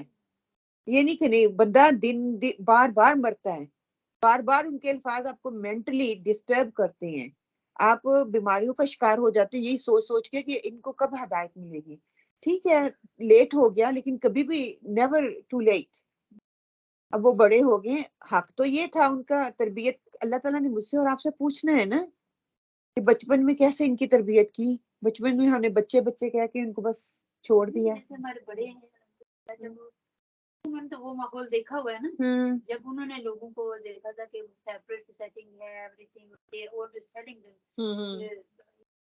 بٹی کے باہر نہیں جانا ہے، وائی دی چینج ناؤ، ان کے الفاظ ہی بدل جاتے ہیں، وہ دیکھے نا ماحول اثر کرتا ہے، دیکھا دیکھی اثر کرتی ہے، ایک بچہ ہے بیج پہ پیدا ہوا ہے، اس کی تو نشن ماں ہوئی ہی نہیں ہے نا، ایک بیج تو اندر تھا، اس نے دوسروں کو نصیحت بھی کی تھی، نصیحت کی، دیکھیے نصیحت کافی نہیں ہے، پھر ویسا ماحول پرووائڈ کیا نا، چھوڑ آئی وہیں پہ حضرت مریم علیہ السلام کو، اب یہیں پہ رہو، ہم کہتے ہیں بورڈنگ اسکول میں ڈالیں، اسلامک اسکول میں ڈالیں، اور وہیں پہ نہیں میں تو اس کے بغیر جی نہیں سکتی، ماحول ویسا دیا، پھر تربیت بھی ویسی ہو گئی، مسجدوں میں ہم لے کے نہیں آتے، بچے شور کرتے ہیں، ٹھیک ہے، مسجدوں میں وہاں ان کو بوریت محسوس ہوتی ہے، اب بڑے ہو گئے نا، جب وقت تھا لے کے آنے کا خود بھی آتے ان کو بھی کرتے، تب ہم کہتے ہیں بچے یہ شور کرتی ہیں، جب تھوڑے بڑے ہو جاتے ہیں تو پھر وہ شور کرنے پہ مجبور کرتے ہیں، ہم نہیں جاتے، کر لو لگا لو زور، ہم نے جب ان کی ضرورت طلب تھی، کچا پلانٹ ہوتا ہے نا، کومپل تھی، تو ہم نے کہا ابھی بچے ہیں ان کو کچھ سمجھ نہیں آتا، نرسریوں میں جا کے تو بڑی وہ نرسری رائمز ان کو سمجھ آ رہے ہیں، وہ 2 دن جاتے ہیں تیسرے دن پوری رائم آپ کو سنا دیتے ہیں، دماغ ان کا 79% جو ہے وہ ابزارو کر رہا ہوتا ہے، ہم اس کو بچپن میں ان کے لوگوں کے ہاتھوں میں دے کے خراب کر دیتے ہیں، کر دیے، ابھی بھی ٹو لیٹ نہیں ہے، دعائیں کریں، ابھی بھی اپنی غلطی کی معافی مانگے، اللہ کے آگے جواب دہی کرنی ہے ہم نے، کہ ہم اپنی کوشش کر رہے ہیں، حضرت نوح علیہ السلام کو اپنی سامنے رکھے، ان کی مثال سامنے رکھے، ان کی جتنی زندگی ان کو دی تھی، جتنی انہوں نے تڑپ لگائی، کسی اور کی نہیں ہو سکتی، میری اور آپ کی نہیں ہو سکتی، آپ صلی اللہ علیہ وسلم نے اپنے چچا کے لیے کتنی جان لگا دی، ابراہیم علیہ السلام نے اپنے باپ کے لیے لگا دی، ہر ایک نبی کی مثال ہمیں ملتی ہے، کیا ہے؟ کچھ بھی نہیں. انہوں نے کبھی نہیں کہا تھا نیور لیٹ. آخری دم تک پکارنا ہے, آخری دم پر اللہ پہ امید رکھنی ہے, توکل رکھنا ہے. Never to late. ان کو سنانا شروع کر دیں, اچھا آپ نہیں کرو گے تو اب آپ کے بچے آئیں گے تو وہ ہمارے ہیں. ان پہ کام کرنا شروع کر دیں. کبھی نیور ٹو لیٹ. مقصد تو ہمارا یہی ہے نا, ہماری آنے والی نسلیں جو ہیں وہ دین کے رستے پہ چلیں. اگر نوح علیہ السلام اس وقت ہمت ہار دیتے, کتنے لوگ آئے تھے کہ کہتے پتہ نہیں 1000 سال میں پتہ نہیں ایک بندہ ان پہ 100 سال میں ایک بندہ ان پہ جو ایمان لے کے تھا, گنتی کے لوگ تھے جو اس وقت ان پہ ایمان لے کے آئے تھے. اور پھر اپنا ہی بیٹا وہ آگے کیا کہتا ہے کہ میں تو پہاڑ پہ چڑھ جاؤں گا.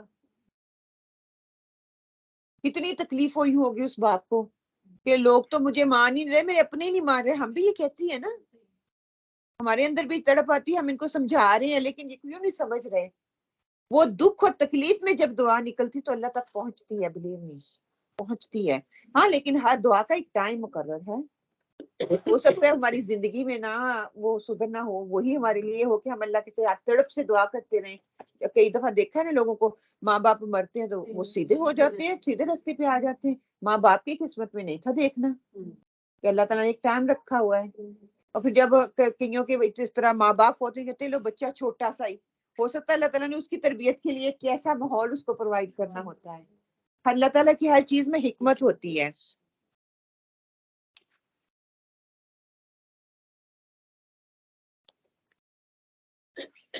دوسری پچھلی آیت میں یہ بھی ہے نا آتا ہے فوق الذی کہ توفا, لفظ جو ہے نا ما توفی کا توفا آتا ہے کہ کسی چیز کا مکمل طور پر وصول کر لینا, کسی چیز کو قبض کر لینا. قبض کر لینے کے معنی میں آتا ہے کہ ہاں قبض کر لینے کے معنی میں آتا ہے کہ اللہ تعالیٰ نے عیسیٰ علیہ السلام کو جو ہے پورے کا پورا اپنی طرف اٹھا لیا. کہ انسانوں کی عام جو طبعی موت ہوتی ہے اس میں سے روح نکالی جاتی ہے, انسان کی باڈی وہیں پہ رہتی ہے. لیکن اللہ سبحانہ وتعالیٰ نے حضرت عیسیٰ علیہ السلام کو پورے کا پورا جو ہے اوپر اٹھا لیا تھا. اسی سے وفا جو ہے نا اسی سے آتا ہے کہ ان کو موت دی لیکن وہ طبعی موت نہیں ہے. اس میں بھی ہاں اسکالرز کی ڈفرنٹ آراء آتی ہیں, لیکن ابن کثیر یہ کہتے ہیں کہ ہاں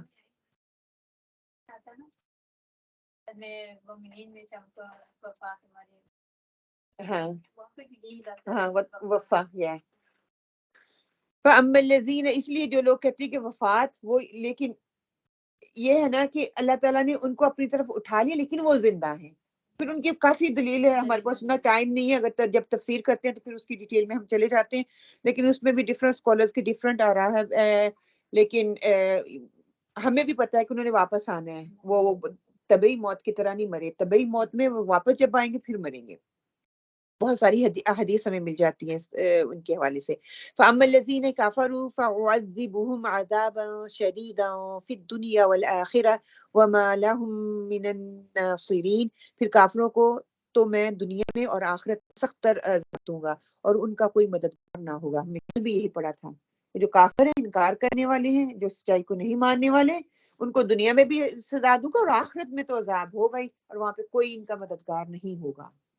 یہ بار بار ریمائنڈر کس کے لیے آ رہے ہیں؟ تو پھر ہمیں اس سے کیسے سبق لینا ہے؟ اپنے آپ کی اصلاح کرنی ہے. جب میں اپنی اصلاح کروں گی تو میرے گھر والوں پہ اس کا اثر پڑے گا, میری سوچ بدلے گی تو اس کا اثر ان پہ پڑے گا. پھر مجھے چیخ چیخ کے ان کو بتانے کی ضرورت نہیں پڑے گی. پھر میں جب کہتے ہیں نا نرمی, آپ صلی اللہ علیہ وسلم کو کیوں کہا گیا آپ نرم دل ہیں تو دوسروں پہ اثر انداز ہو رہے ہیں. جب آپ کا نرمی سے شہد ڈالنے سے کام ہو رہا ہے تو اپنے بھیڑ کی اس کو میں میں کیوں ہاتھ مارنا ہے, کیوں چیخنا چلانا ہے؟ ایک پتہ نہیں کیوں ہماری یہ ریاکشن ہوتا ہے کہ ہم نے کچھ سمجھانا ہے تو ہم نے اپنی آواز اونچی کر کے روب والا جو ہے نا وہ ہی رکھنا ہے. اور یقین کریں آپ کسی کے منہ پہ تھپڑ ماریں گے تو وہ آپ کو تھپڑ ہی واپس مارے گا. اگر وہ کوئی آپ کے منہ پہ تھپڑ مارے تو آگے سے ہنس دیں گے نا تو خود ہی قیامت اس میں آ جاتی ہے. جتنی نرمی سے پیار سے آپ بات سمجھائیں گے, اور یقین کریں بری سے بری بات بھی ہوگی نا مطلب کہ بہت تکلیف دہ بات نہیں، بڑے آرام سے لے جاتی ہیں. ہمیں اپنے آپ کو کام کرنا ہے کہ پہلے I need to be calm down, I need to be calm down, I need to sit down and think and then بات کرو. ہو سکتا ہے اسی وقت آپ کا موقع نہ ہو بات بتانے کا. کئی دفعہ غلط موقع پہ ہم غلط نصیحت شروع کر دیتے ہیں. وَأَمَّا الَّذِينَ آمَنُوا وَعَمِلُوا الصَّالِحَاتِ فَيُوَفِّيهِمْ أُجُورَهُمْ وَاللَّهُ لَا يُحِبُّ الظَّالِمِينَ. لیکن ایمان والوں اور نیک اعمال والوں کو اللہ تعالیٰ ان کا ثواب پورا پورا دے گا. اللہ تعالیٰ ظالموں سے محبت نہیں کرتا. کہ اللہ سبحانہ تعالیٰ جو ہے ایمان والوں کو پورا پورا ان کا اجر دے گا. یہاں پہ بھی نا فَيُوَفِّيهِمْ پورا پورا. ہاں ہاں کہ اللہ آپ صلی اللہ علیہ وسلم نے فرمایا تھا نا کہ جہود نے بے شک عیسیٰ علیہ السلام جہود کے کہتے ہیں کہ آیت صحیح مسلم میں آتا ہے، سوری حدیث کا مفہوم ہے کہ آپ صلی اللہ علیہ وسلم نے فرمایا جہودیوں کو بے شک عیسیٰ فوت نہیں ہوئے اور وہ یقیناً تمہاری طرف لوٹ کر آئیں گے. یہود کو قتل کریں گے، نصارہ اسلام قبول کر کے مسلمانوں کے ہو جائیں گے، مسلمان ہو جائیں گے اور دنیا میں ہر طرف اللہ کی بات ہوگی. تو یہ نصارہ جو ہیں ان کے اندر ابھی بھی وہ چیز ہے، عیسیٰ علیہ السلام آئیں گے، ان کو دعوت دیں گے اور یہ قبول کر لیں گے. لیکن یہودی جو ہیں وہ نہیں مانیں گے.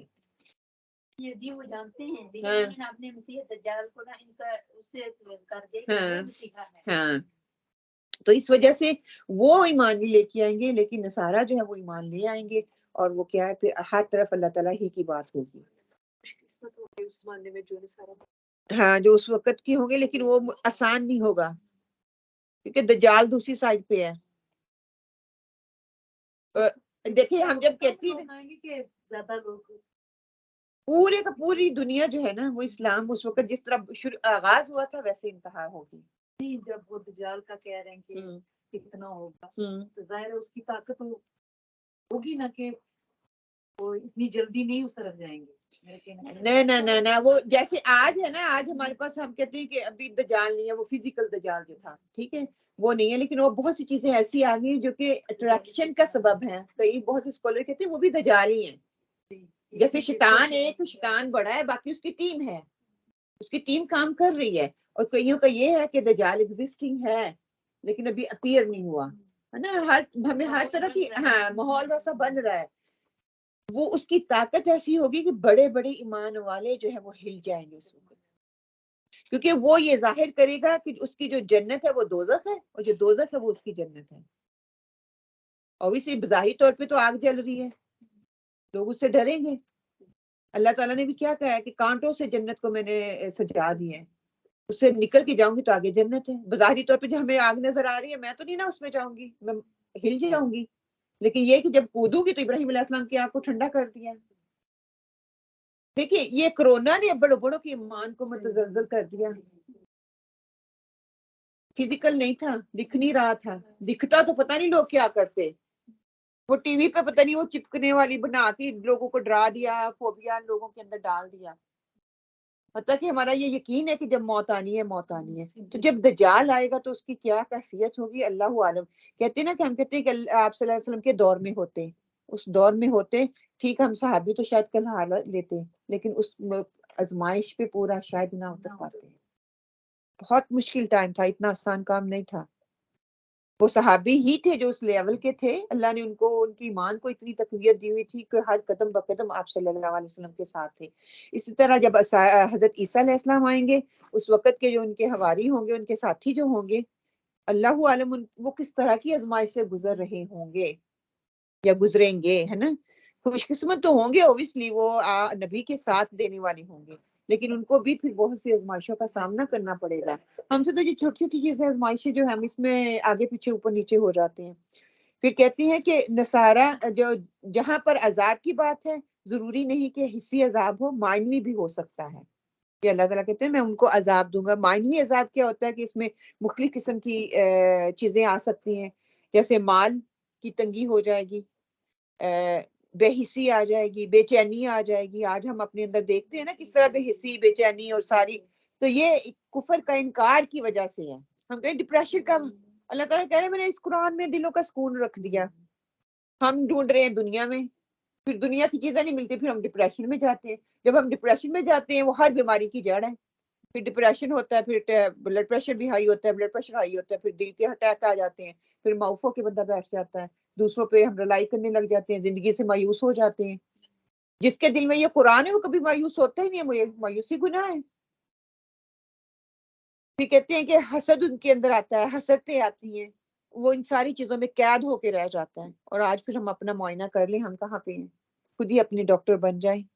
دیکھیں ہمارے اندر ڈپریشن ہے، ہمارے اندر سٹریس ہے، ہمارے اندر حسد آ رہا ہے دوسروں کی نعمتوں کو دیکھ دیکھ کے، ہمارے اندر جو ہے کیفیت ایسی آ رہی ہے کہ بس میں جینا نہیں چاہ رہی، میرے اور زندگی کی تمنا ہی نہیں ہے، بس ہر چیز ہی ہم چھوڑ کے بیٹھے ہوئے ہیں.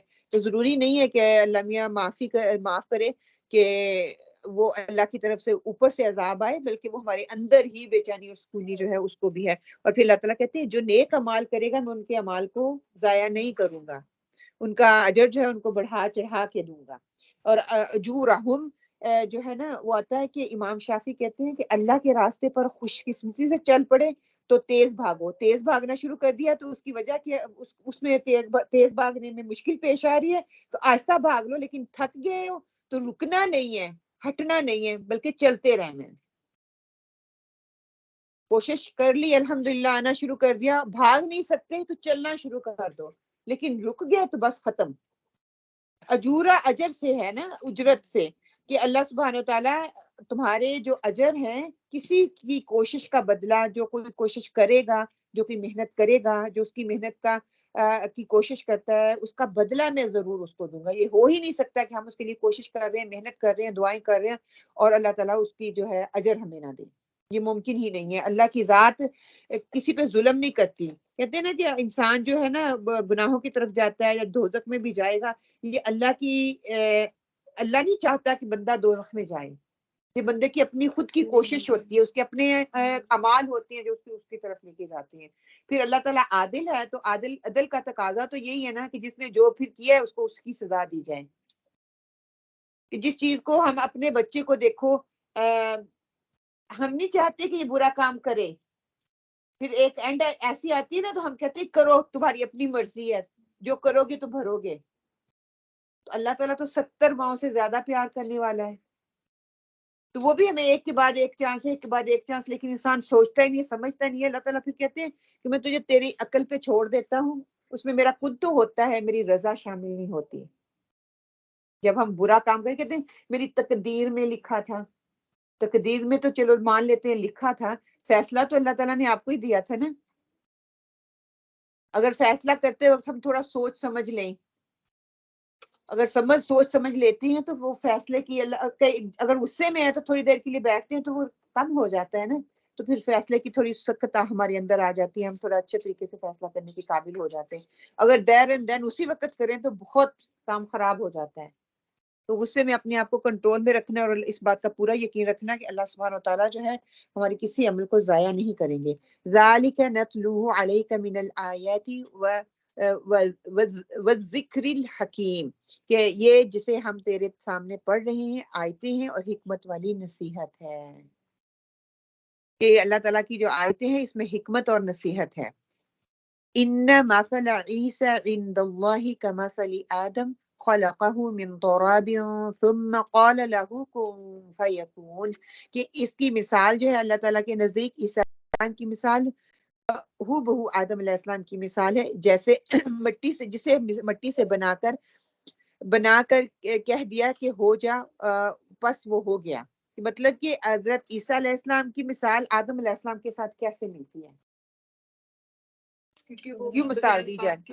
اللہ تعالیٰ نے مٹی سے بنایا، اسی طرح ہاں کہ اللہ تعالیٰ نے عیسیٰ علیہ السلام کو بھی مٹی سے بنایا ہے، آدم علیہ السلام کو بھی مٹی سے بنایا ہے. آدم علیہ السلام نہ باپ نہ ماں کا تو ماں ہے، دونوں ہی کلمہ کن سے پیدا ہوئے.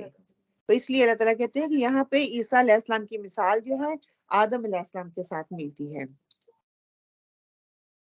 الحق من ربک فلا تکن من الممترین، تیرے رب کی طرف سے حق یہی ہے، خبردار شک کرنے والوں میں نہ ہونا. کہ حق کیا، کل کیا بات ہوئی تھی، حق کیا ہے؟ حق کس کو کہتی ہیں؟ کل ہم نے بات کی تھی نا. ہاں سچی بات تو ہے، وہ ہمیں پتہ ہے کہ حق سچی بات ہے، لیکن رائٹ کو بھی کہتے ہیں، حق میرا رائٹ ہے، مجھے میرا حق دو، لیکن اس کے لیے میں نے آپ کو اس کی بتائی تھی کہ کیا حق کیا ہوتا ہے. سچی بات بھی ہوتی ہے، ٹھیک ہے، حق بات ہوتی ہے، صحیح وقت پہ صحیح ٹائم پہ جتنا اس کو آنا چاہیے اتنا آیا. نزل اور نازل کا میں نے جب فرق آپ کے سامنے رکھا تھا تو اس میں نے یہ بات ظاہر کی تھی کہ حق کے ساتھ اللہ تعالیٰ نے اس قرآن کو اتارا. جب بھی آتا ہے تو اللہ تعالیٰ کہتے ہیں حق کے ساتھ میں نے اس چیز کو اتارا ہے. اور جب حق کی بات آتی ہے تو اللہ تعالیٰ جس چیز کو جتنا ہونا چاہیے تھا، جب ہونا چاہیے تھا، جس سچویشن میں ہونا چاہیے تھا، قرآن کو جتنا اترنا تھا اللہ تعالیٰ نے اتنا ہی اتارا. جن لوگوں پہ اترنا تھا ان لوگوں پہ اتارا، جس وقت اترنا تھا اس وقت اتارا. تو حق یہ ہے کہ جس وقت اس کی ضرورت ہوتی ہے اس کو اسی وقت اتنا ہی استعمال کیا جائے، اتنا ہی اتارا جائے. تو یہاں پہ بھی اللہ تعالیٰ یہ کہہ رہے ہیں کہ یہ قرآن اللہ تعالیٰ کی طرف سے حق ہے، اور یہی خبردار اس میں شک نہ کرنا. اللہ تعالیٰ نے جو قرآن میں لکھ دیا وہ حق اور سچ ہے. فَمَنْ حَاجَّكَ فِيهِ مِنْ بَعْدِ مَا جَاءَكَ مِنَ الْعِلْمِ فقل تعالوا ندعو أبناءنا وأبناءكم ونساءنا ونساءكم وأنفسنا أنفسكم ثم نبتهل فنجعل لعنة الله على الكاذبين. اس لیے جو شخص آپ کے پاس اس علم کے آ جانے کے بعد بھی آپ سے اس میں جھگڑا کرے تو آپ کہہ دیجئے آؤ ہم تم اپنے اپنے فرزندوں کو اور ہم تم اپنی اپنی عورتوں کو اور ہم تم خاص اپنی جانوں کو بلا لیں، پھر ہم عاجزی کے ساتھ التجا کریں اور جھوٹوں پر اللہ کی لعنت ہو. یہ جو ہے مباہلہ کیا تھا آپ صلی اللہ علیہ وسلم نے، یہ اس کی بات ہو رہی ہے کہ جب وہ نجران کا وفد آیا تھا نا آپ صلی اللہ علیہ وسلم کے پاس، تو انہوں نے کچھ شرطیں آپ صلی اللہ علیہ وسلم کے سامنے رکھی، اور شرطوں کے بعد جب وہ اس چیز کو نہ مانے، اللہ تعالیٰ کی توحید کو آپ صلی اللہ علیہ وسلم نے ان کے سامنے رکھا، انہوں نے اس چیز سے انکار کیا، تو آپ صلی اللہ علیہ وسلم نے پھر ان کو مباہلے کہا. مباہلہ ہوتا ہے کہ اس میں عورتیں اور مرد اور بچے سارے باہر نکل آتے ہیں، میدان میں آ جاتے ہیں، اور اللہ کی طرف سے جو حق پر ہوتا ہے وہ اللہ کی قسم کھا کے کہتا ہے کہ میں حق پہ ہوں، تو دوسرا بندہ کہتا ہے کہ میں حق پہ ہوں. اور جب جو حق پہ ہوتا ہے اللہ تعالیٰ ان کو بچا لیتے، دوسرے کو ختم کر دیتے ہیں. اور ان کو یہ پتا تھا، اور کہتے ہیں کہ آپ صلی اللہ علیہ وسلم تو اپنی بیویوں کو باہر لے کے نکل آئے تھے، لیکن انہی کے ایک عالم نے ان لوگوں کو کہا تھا کہ آپ لوگ نہ جانا، آپ کو پتا ہے آپ لوگ حق پہ نہیں ہو. تو پھر وہاں پہ ان لوگوں کی جو ہے ان لوگوں نے پھر آپ صلی اللہ علیہ وسلم کی شرائط کو مان لیا تھا. ان ھذا لہو القصص الحق وما من الہ الا اللہ وان اللہ لہو العزیز الحکیم، کہ یقیناً صرف یہی سچا بیان ہے اور کوئی معبود برحق نہیں ہے بجز اللہ تعالیٰ کے، اور بے شک غالب اور حکمت والا اللہ تعالیٰ ہی ہے. کہ اللہ سبحانہ تعالیٰ سچا ہے، جو بیان قصے بیان کیے جا رہے ہیں، جو آپ کو بتایا جا رہا ہے یہ بالکل سچے ہیں، کوئی معبود برحق نہیں ہے سوائے اللہ سبحانہ تعالیٰ کے، بے شک وہ غالب ہے اور حکمت والا ہے، کہ ہر چیز پہ وہ غالب اور حکمت رکھنے والا ہے. فَإِن تَوَلُّوا فَإِنَّ اللَّهَ عَلِيمٌ بِالْمُفْسِدِينَ، پھر بھی اگر قبول نہ کریں تو اللہ تعالیٰ بھی صحیح طور پر فسادیوں کو جاننے والا ہے. کہ اگر یہ پھر بھی یہی اللہ تعالیٰ کی بات کو مان رہے، ان قصے کہانیوں کو مان رہے، بتانے کا مقصد یہی ہے کہ اللہ تعالیٰ یہ ہم لوگ جو ہے ایمان لے آئیں، وہ لوگ اس وقت ایمان لے آئیں، اگر وہ نہیں لے کے آتے مفسد، وہ فساد کرنے والے ہیں، وہ جان لے وہ پھر فساد پھیلانے والے ہیں، اس کے علاوہ اور کچھ نہیں ہے. یہاں پہ ہمارے جو ہے آیات مکمل ہوتی ہیں. انشاءاللہ تعالیٰ آگے جو ہے ہم دیکھتے ہیں کہ اس رکوع میں، چھٹے رکوع میں اللہ تعالیٰ نے ہمیں کیا حکم دیا ہے، کہ شریعت کو تسلیم کرنے میں جو رکاوٹ ہے وہ کیا ہوتا ہے، کہ فلسفہ ہمارا آ جاتا ہے، اور سائنس جو ہے ہمارے آڑے آ جاتی ہے نا، کہ سائنس یہ کہتی ہے، سائنس یہ کہتی ہے. ہم سائنس کو بڑا مانتے ہیں، ہم یہ نہیں مانتے کہ اللہ تعالیٰ نے جو اتنے سال پہلے، کئی سو سال پہلے ہمیں یہ کتاب دی ہے، اس میں جو قصے کہانی وہ رائٹ ہے. لیکن اگر ہم سائنس آج بھی قرآن کو دیکھیں سائنس کے حوالے سے وہ بتاتے ہیں نا، فوراً سے ہم لینے کی کوشش کرتے ہیں ریفرنس. ہاں، لیکن اللہ تعالیٰ جب کہتے ہیں تو ہمارا نفس جو ہے اس چیز کو مانتا ہی نہیں ہے. اور پھر کیا ہے، وفد نجران اور سائی وفد جو تھا وہ آیا، ان کے ساتھ آپ صلی اللہ علیہ وسلم نے مباہلہ کیا، اور پھر اس کا نتیجہ کیا نکلا. پھر العزیز اور الحکیم ہے. عزیز اللہ تعالیٰ کی صفاتی نام ہے اور حکیم یہ بھی اللہ کا صفاتی نام ہے. یہ دونوں صفتیں شرک کامل نفی کرتی ہیں کہ اللہ تعالیٰ جو ہے عزیز زبردست اور حکمت والا ہے. اس چیز کی مجھے نفی ہو رہی ہے یہاں پہ ہم بریک لیتے ہیں. انشاءاللہ تعالیٰ آپ اپنے نفل پڑھ لیں تو اس کے بعد پھر ہم اگلا حصہ جو اس کو کمپلیٹ کریں گے انشاءاللہ.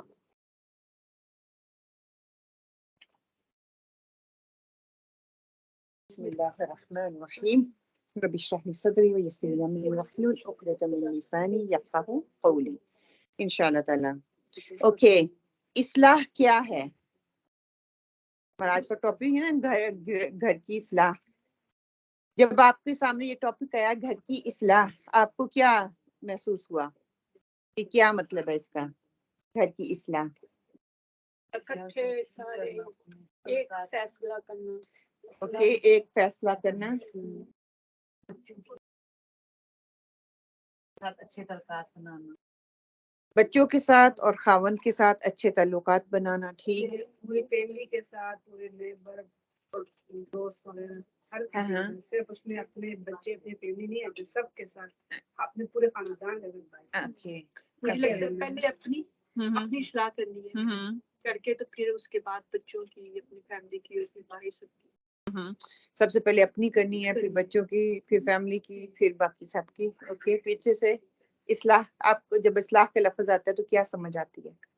پہلے اپنی کرنی چاہیے، اس کے بعد اوکے. اچھا، آپ کہہ رہے ہیں کہ پہلے اپنی اصلاح کرنی چاہیے. کیا ہم، پھر ایک اور کوشچن کھڑا ہوتا ہے کہ کیا ہم کرتے ہیں؟ سنتے ہیں بھول جاتے. کوشش کرتے ہیں، نہیں کرتے؟ کوشش کرتے ہیں، ٹوٹی پھوٹی ہوتی نہیں ہے. کامیاب کیوں نہیں ہوتے؟ کیا ریزن ہے؟ ہم بتا نہیں سکتے کہ اس لیول کی کوشش نہیں کرتے. اس لیول کی کوشش نہیں کرتے، بہت زیادہ دنیا کی خواہشیں، اس لیول کی تڑپ نہیں ہے. بھی نہیں ہے دنیا کی چیزیں، مزہ اور مطلب اتنا ہے کہ ہم اس میں گھرے ہوئے. اچھا، دوسرا یہ بھی ہے کہ ویسا طریقہ نہیں ہے. سب سے بڑی خامی یہ ہے ہمارے اندر کہ ویسا طریقہ نہیں ہے. تو انشاءاللہ تعالیٰ ہم دیکھتے ہیں کہ اصلاح کے معنی درست کرنے کے ہیں، یعنی کہ کسی میں خامیاں یا برائیاں دور کرنا اور اسے صحیح راستے پر لانا. ٹھیک ہے، کسی کے اندر خامی ہو یا کوئی برائی ہو، اس کو دور کرنے کی کوشش کرنا جو ہے وہ اصلاح ہے. اگر لفظ اصلاح کو دیکھیں کہ بذات خود ایک وسیع مفہوم رکھتا ہے یہ اپنے اندر، مگر سمجھنے کے لیے اصلاح کو دو بنیادی اقسام میں تقسیم کیا جا سکتا ہے. ایک انفرادی، جیسے ہم نے کہا نا پہلے میں، انفرادی طور پہ، پھر ایک اجتماعی طور پہ. اصلاح انفرادی ہو یا اجتماعی، آغاز خود سے ہی ہوتا ہے. الحمدللہ آپ سب نے یہی کہا کہ ہم خود کو پہلے اپنے چینج کریں، خود کو انالائز کریں کہ مجھے اس اصلاح کی ضرورت ہے، میرے اندر یہ خامی ہے، میرے اندر یہ برائی ہے، میں نے اس کو بہتر کرنا ہے.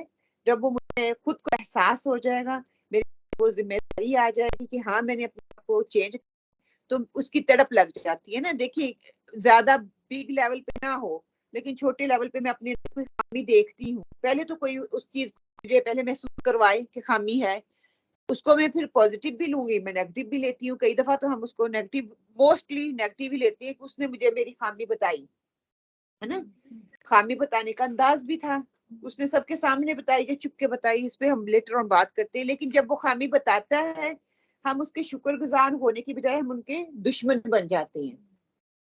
صحیح ہے کہ غلط ہے؟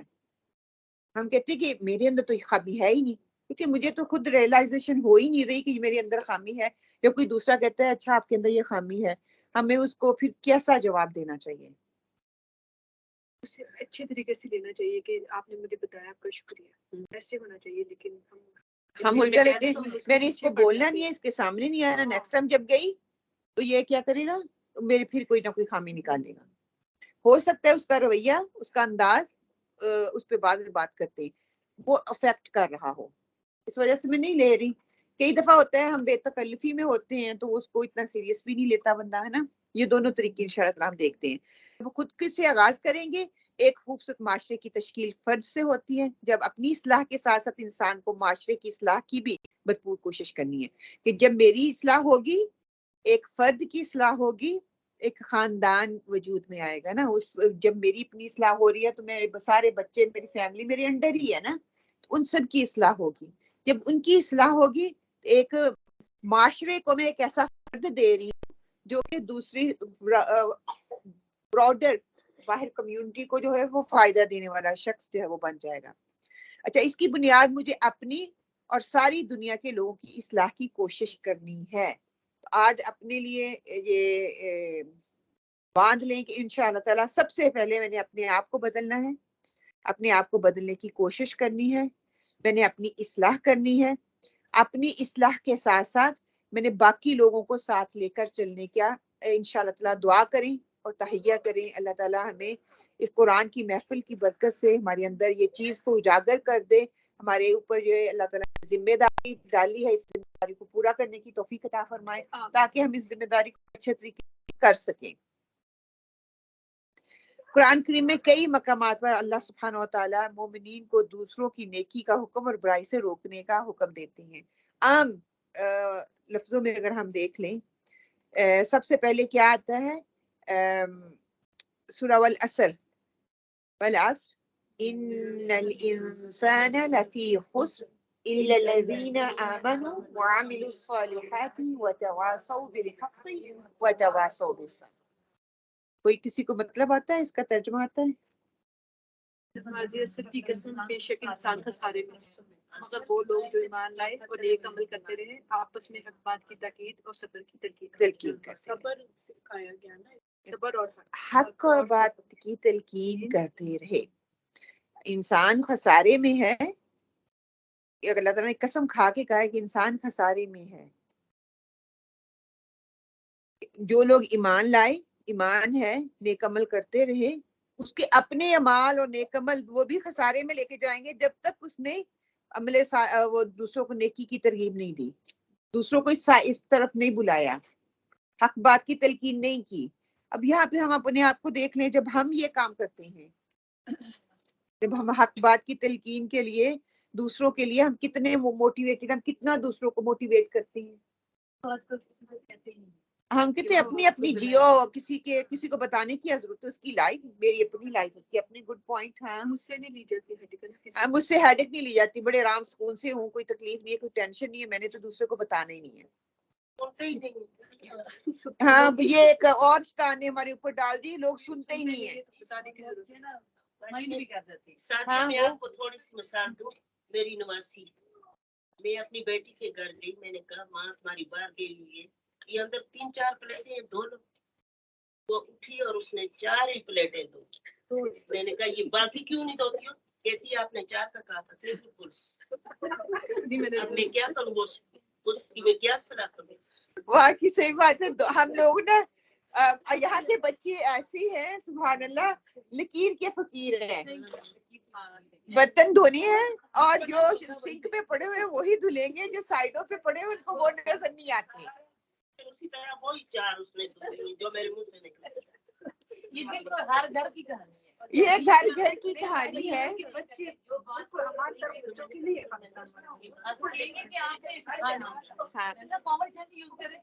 کامن سینس اس کام کے لیے تھوڑی ہے، گھر کی کاموں کے لیے کامن سینس نہیں ہے، دین کے لیے کامن سینس نہیں ہے، دین پہ عمل کرنے کے لیے کامن سینس نہیں ہے. کامن سینس کے لیے ہم نے ہاتھ میں جو پکڑا دیا وہ ساری کامن سینس ان کو بتاتا ہے. جو اس کو ماں کی تو ضرورت ہی نہیں ہے. اب گوگل ماں بن گیا، ہر چیز وہاں پہ یوٹیوب پہ پڑی ہوئی ہے، دیکھ لو. وہ ایسی واقعی ایسے ہوتا ہے کہ بندے کے اللہ تعالیٰ نے جو انیشیٹو دیے ہیں وہ یوز کرنے ہی بندے نے ختم کر دیے ہیں، کہ عقل کا استعمال ہی نہیں کر رہا، بالکل ہی معاف کر کے اس چیز میں رکھ دیا ہے. کہ پھر ہمیں اس کو بدلنے کی ضرورت ہے، ہمیں طریقوں کو اپنانے کی ضرورت ہے تاکہ ان کے اندر وہ صحیح طریقے سے بات جا سکے.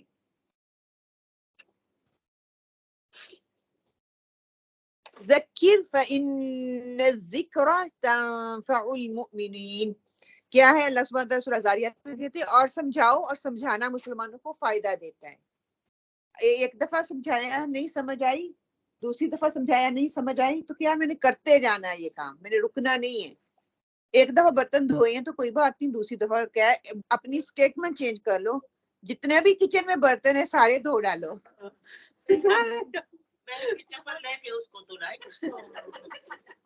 وہ شکایت ماں کے پاس بھی گئی، باپ کے پاس بھی گئی، دور دور تک گئی. میں نے کہا یہ دونوں چپل آپ کے لیے بیسٹ ہے. ابھی ہم دیکھ لیتے ہیں کہ ہمیں چپلوں کا استعمال کرنا ہے یا چپلوں کو نہیں. ہاں جی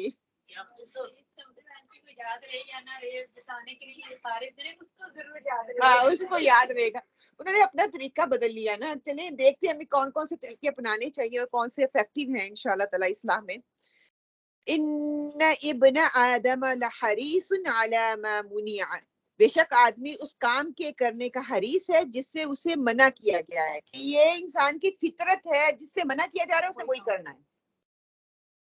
اور اس کے ایکسپیرینس کی بات یہ ہے کہ آپ بچے کو کہہ کے دیکھیں کہ یہ کام نہیں کرنا، اس نے وہ کرنا ہے. جو آپ نے کام کروانا ہے پھر آپ بولے اس کو نہیں کرنا تو وہ خود ہی کر دے گی. برتن نہیں دھونے کہہ کے دیکھنا، وہ انہوں نے کہا آپ نے کہا نہیں دھونے، میں نے نہیں دھونے. ہاں وہ اس کو اسٹیٹمنٹ کو ویسے دیتے ہیں. جو بھی دین کی کام والا ہوگا انہوں نے کہنا بیٹا یہ ہمیں دین اجازت نہیں دیتی، یہ شریعت اجازت نہیں دیتی، ہم نے وہی کرنا ہے. تو ہم اس طرح کیوں کہیں کہ شریعت اجازت نہیں دیتی؟ ہم اس کے کانسیکوینسز ساتھ میں کیوں نہیں رکھتے؟ ہم اپنے بتانے کے طریقے کو کیوں نہیں چینج کرتے؟ بیٹا یہ اللہ نے فرمایا یہ آپ کرو گے، اس کا یہ نقصان ہے، اس کا یہ نقصان ہے، اس کا یہ فائدہ ہے، اس کا یہ فائدہ ہے. لیکن ہم تو کہتے ہیں وہی بات دھڑا دھڑ ابھی سے سنو، ابھی سے سناؤ اور ابھی سے عمل میں آ جائیں. ہم اپنے آپ کو ریفلیکٹ کریں. کہتے ہیں جب کسی کو سمجھانا ہو تو اس کے شوز میں کسی کی سچویشن کو دیکھ کے پھر اس کو سمجھاؤ. اپنے آپ کو put someone shoes کہ وہ کس سچویشن سے گزر رہا ہے نا. ہم کہتے ہیں بس میرا کام تھا تو بتا دینا، میں نے بتا دیا کام ہو گیا. نہیں، ایسے نہیں ہوتا. پھر کہتے ہیں سمجھانے والا اگر کسی کام کے فائدے اور نقصانات بیان کر کے سمجھائے گا تو اس کے اثرات دیر پا رہیں گے. آج یہ دیکھ لیں سائنس کیا کہتی ہے. انسان کو کوئی بھی چیز سکھانے کے لیے اگر آپ اس کے فائدے اور کانسیکوینسز دونوں ساتھ میں رکھ کے بتاتے ہو تو انسان کی فطرت ہے وہ فائدے کی طرف جاتی ہے، وہ نقصان کو نہیں لینا چاہتی. لیکن جب ہم کہتے ہیں اللہ نے منع کر دیا نہیں کرو گے، میرا ٹون آف وائس، وہ لہجہ میرا، اور پھر اوپر سے اسٹیٹمنٹ ہم لگا دیتے ہیں اللہ نے کہہ دیا تو وہ گناہ، وہ ایک نیگیٹو میسج جو ہے وہ اللہ کی طرف سے منسوخ کر کے ہم دے رہے ہیں. ان کے دماغ میں اللہ تعالیٰ ہر وقت روکتا ہی رہتا ہے اور کوئی کام کرنے کا حکم ہی نہیں دیتا. یہ بھی نہ کرو، یہ بھی نہ کرو، یہ بھی نہ کرو، کیونکہ میں چاہ رہی ہوں وہ نہ کریں تو میں ان پہ تھوپ رہی ہوں. ہاں اگر اللہ تعالیٰ نے کہا ہے اس کے لیے مجھے خود کو علم ہوگا تو میں ان کو بتاؤں گی نا. مجھے خود ہی علم نہیں ہے. اگر اللہ نے کہا ہے کہ یہ کام نہیں کرنا، اس کی دلیل میرے پاس ہو، اس کی حدیث میرے پاس ہو، میں ان کے سامنے رکھوں، میں ان کی اصلاح پھر ہی کر سکتی ہوں نا. کہ اللہ تعالیٰ نے دیکھے قرآن پاک میں بیٹا یہ خود ہی پڑھو، اللہ تعالیٰ یہ کہتے ہیں یہ کرو گے اس کی سزا یہ ہے، یہ کرو گے اس کا فائدہ یہ ہے. باقی اللہ تعالیٰ نے چوائس آپ کو دے دی، عقل دے کے آپ کا دل کرتا ہے تو آپ کرو، اس کے کانسیکوینسز خود ہی آپ کو پھر ڈیل کرنے پڑیں گے. آپ خود فیس کرو گے اس کو. فوراً سے نہیں کرنا، ممی نے کہہ دی ہے نا ہم مسلمان ہیں لوگ کیا کہیں گے، یہ ساری اسٹیٹمنٹ ایک سائڈ پہ رکھ دیں. ہمیں اپنے بچے کی فکر ہونی چاہیے، ان کو یہ یقین دلائیں کہ ہمیں ان کی فکر ہے، ہمیں لوگوں کی فکر نہیں ہے. لوگ جو مرضی کہیں، لوگ تو ایک بائے پہننے والے کو بھی نہیں چھوڑتے تو لوگ جو جس نے نہیں پہنا اس کو بھی نہیں چھوڑتے. ہاں دونوں طرف سے وہ آپ کو کاٹ رہے ہیں. تو کیوں نہ ہم اپنے بچے کو اعتماد میں لیں، ہمارا بچہ ہمارے سے بات شیئر کرے، اپنے بولنے کا، اپنے سمجھانے کا انداز تھوڑا لہجہ نرم رکھیں، ان کو سمجھانے کی کوشش کریں تو وہ ضرور سمجھیں گے. اصلاح کا سیڈ ہم بوئیں گے تو آئے گا انشاءاللہ. پھر اس کے لیے ہم لوگوں نے دعائیں کرنی ہیں. امام شافعی رحمۃ اللہ علیہ فرماتے ہیں کہ جس نے کسی کی اکیلے میں اصلاح کی گویا اس نے زینت دی، اور جس نے کسی کے سامنے اس کی اصلاح کی اس نے اس کو داغدار کر دیا. ہم اپنے آپ کو ریفلیکٹ کر لیں، ہم دیکھ لیں ہم کیا کرتے ہیں.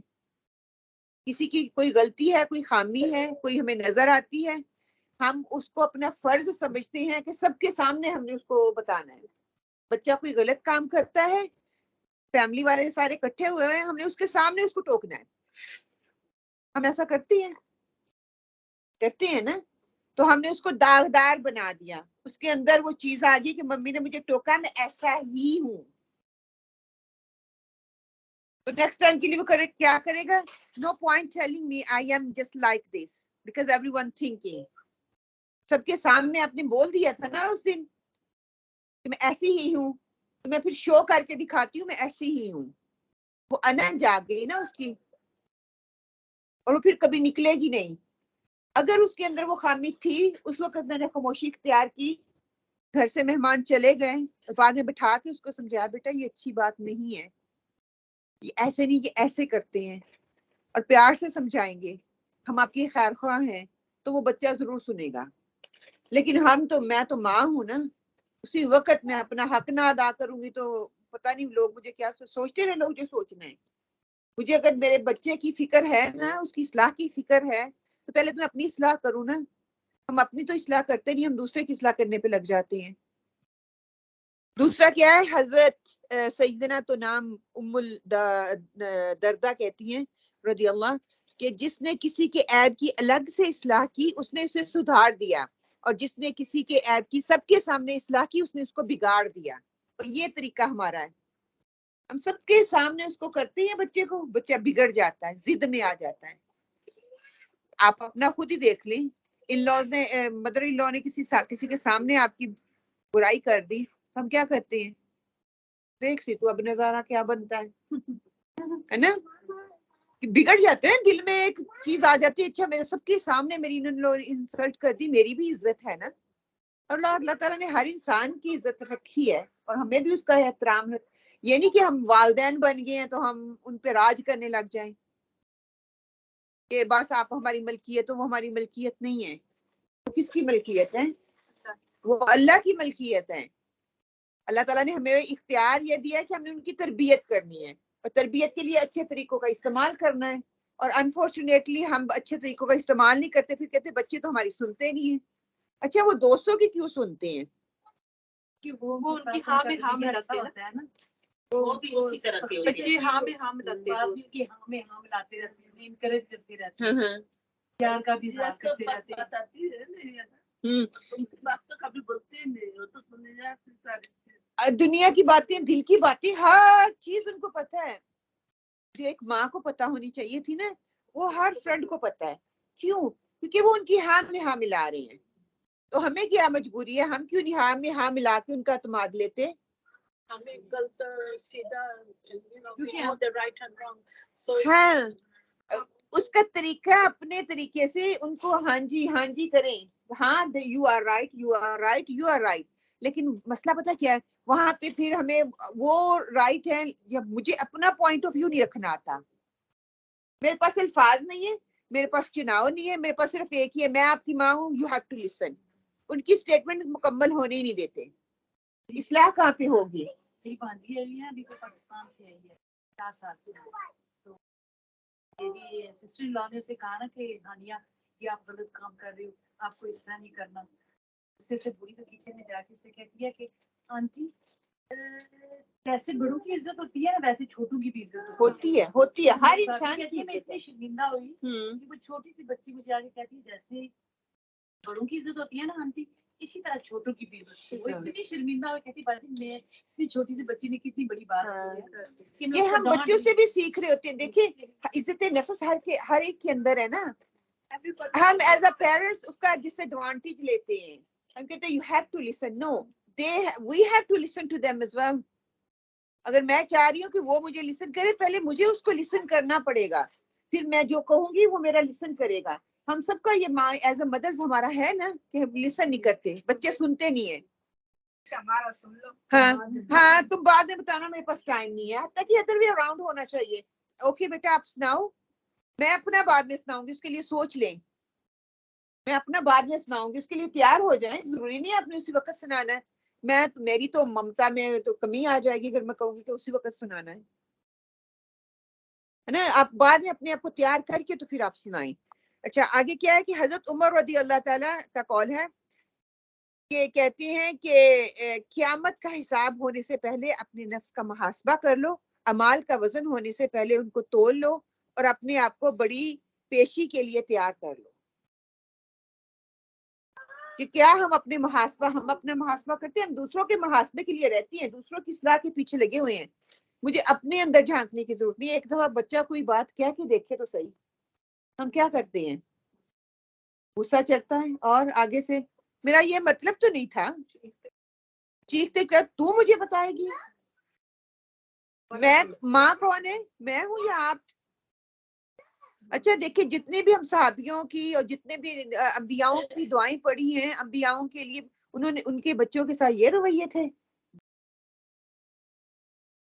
انہوں نے تو اللہ کے لیے ان کو خالص کر دیا، ان کو اللہ کے سپرد کر دیا، اللہ کی نگاہ میں دے دیا، اور کیا ہے کہ اس کے لیے دعائیں کرنا شروع کر دیں.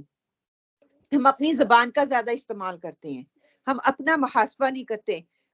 حضرت عمر کہتے ہیں اس سے پہلے کہ تمہارا محاسبہ کر دیا جائے. ہمیں پتہ ہے ہم نے کتنی دیر جینا ہے. کتنے لوگ یہاں پہ بیٹھے ہوئے کہہ رہے ہیں کہ ہمیں پتہ ہے ہم نے کب مرنا ہے.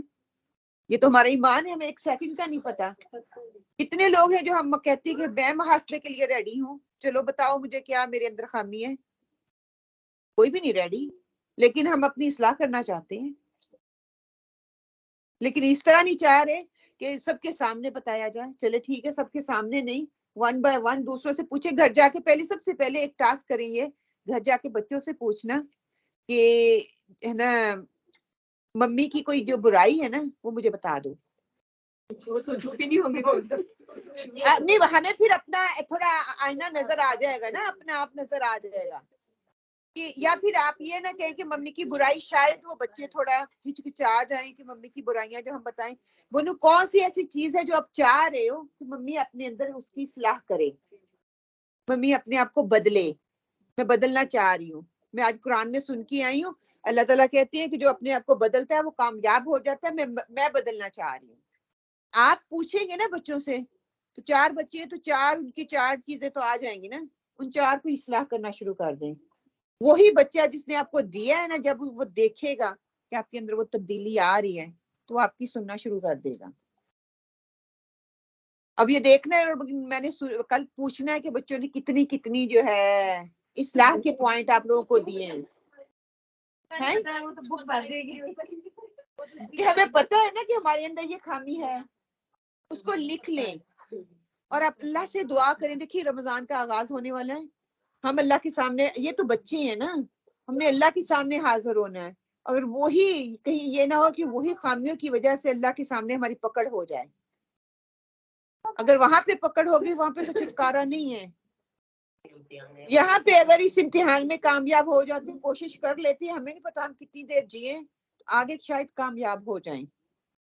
ہم اپنا محاسبہ خود کریں، ہم خود دیکھیں، اپنے الفاظ کے چناؤ کو دیکھیں، اپنے طریقے کو دیکھیں. پھر آگے کیا ہے کہ سب سے پہلی چیز یہ ہے کہ ہمیں اپنے گھر کا ماحول دینی بنانے کی فکر ہونی چاہیے. اگر ہم اصلاح کی بات کرنے لگے ہیں، اپنے آپ کو انبیاؤں اور پیغمبروں کے رستوں پہ چلانے کے لیے اپنے آپ کو تیار کرنا ہے، تو پہلے اپنے گھر کا ماحول جو ہے اس کو دینی بنانے کی فکر کریں. اگر فکر ہوگی تو اس کی کوشش کی جائے گی نا، پتا ہوگا کہ مجھے ایم اپنا کوئی نظر آ رہا ہے. اور اگر اس کی کوشش کی جائے ہوگی تو پھر اس کے لیے تدبیریں میں اختیار کروں گی کہ کیا سے ہونا چاہیے، کیا طریقہ اختیار کیا جانا چاہیے، کب ہونا چاہیے. اور اگر فکر نہیں ہوگی تو گھر کا ماحول جیسا رہے گا وہ ویسے کا ویسے ہی رہے گا، اس کی پرواہ نہیں ہے. مجھے کوئی خامی نظر آئے گی، دوسروں میں خامی بہت ساری نظر آتی ہے.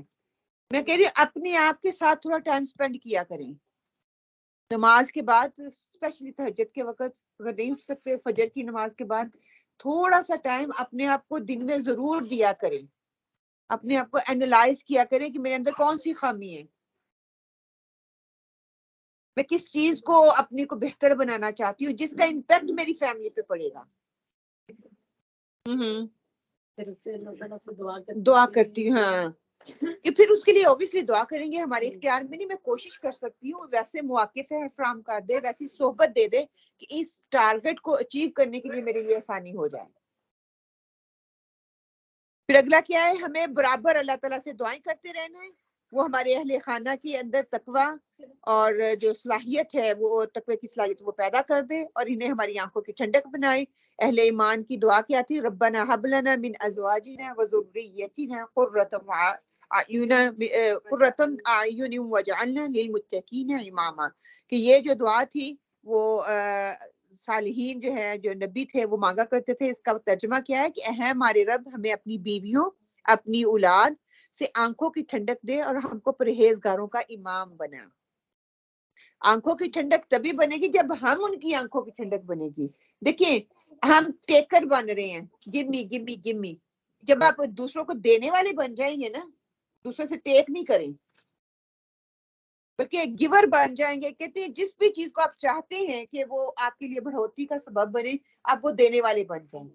عزت چاہتے ہیں تو بچے آپ کی عزت کریں تو آپ ان کو عزت دینا شروع کر دیں. آپ چاہتے ہیں بچے آپ کو لسن کریں تو آپ ان کو لسن کرنا شروع کر دیں. آپ چاہتے ہیں کہ آپ کا میاں آپ کی بات سنے، آپ اس کی بات سننا شروع کر دیں. آپ تو کہیں گے کہ میں تو ہر بات ہی سنتی ہوں. ہم ہر وہ بات سنتے ہیں جو میرا دل کرتا ہے سننے کو. جہاں پہ ہم کہتے ہیں کہ ہم نے نہیں سننی، ہم نہیں سنتے، ہم ان کی بات کو نہیں سنتے. کتنے لوگ اس سے ایگری ہیں؟ اب تو پھر بھی کافی نا، پہلے جب نئے نئے تھے تو زیادہ تھی دوسری کی باتیں سنتے تھے. جیسے جیسے ٹائم گزر رہا ہے تو الحمدللہ اب تو وہ ایج کا بھی تقاضا ہو گیا نا. ایج کی وجہ سے بھی ہم کہہ رہے ہیں کہ چلو ہاں جی ہاں ہاں میاں کی بات وہی سنیں گے نا جس میں مجھے لگے گا کہ میرا فائدہ نظر آ رہا ہے. یہاں پہ 100% نہیں سنوں گی آپ کے کہ میں نے ان کی سننی ہے. جو اللہ کی حدود سے باہر نہیں ہے میں اس کی بات کو سنوں گی. جو اللہ کی حدود کے اندر اندر ہے ہر بات سنوں گی. آپ سننا شروع کر دیں وہ آپ کی سننا شروع کر دیں گے. بچے ہیں، بچوں کی عزت کرنا شروع کر دیں وہ آپ کی عزت شروع کر دیں گے. بچوں کو سننا شروع کر دیں. چلیے سنائیں، کیا سنانا ہے؟ کچھ نہ کہیں. اپنی کرنے کو دل کر رہا ہے کہ میں نے کچھ کہنا ہے لیکن نہیں نہ کہیں. بلیو می وہ اثر ڈالے گی. تھوڑا مشکل مرحلہ ہوگا جب ہوتا ہے نا کوئی بچہ آ کے بتاتا ہے میرا دل اندر سے کر رہا ہوتا ہے جلدی جلدی اس کو بتا دیں اب یہاں پہ یہ جواب آ رہا ہے. فوراً سے اصلاح کرنا شروع کر دیتے ہیں ہم لوگ. ایسے نہیں، ایسے بچہ گاڑی میں آ کے بیٹھتا ہے نا، آ کے کہے گا ممی آج میں نے یہ کیا یہ کیا. ہم سنتے سے اچھا پھر کیا کس نے کیا کیوں کیا، فوراً سے اس کی ساری ہسٹری. اور اسی وجہ سے وہ ڈرتے ہیں. Let me tell first. ان کا یہ جواب بیچاروں کا ہوتا ہے مجھے بولنے تو دو پہلے. اور کہتے لیکچر نہ دے. ہاں I don't want to listen your lecture. یا پہلے بیٹھتے یہ کہہ دیں کہ مجھے لیکچر نہ دینا لیکن میرا دل ہے میں سنانا چاہ رہی ہوں. تو کہیں سنائیں. آج ان کی سنیں گے تو کل وہ ہماری سنیں گے. ہم کہتے بس ہماری سن لیں میں as a mother that's it خلاص فنش. جو ان کے دل میں وہ اپنے دوستوں کو جا کے بتاؤ. وہ پھر بتاتی ہیں نا تبھی ان کی پھر ہر بات سنتے ہیں. وہ ماں باپ سے زیادہ عزیز اسی لیے ہیں.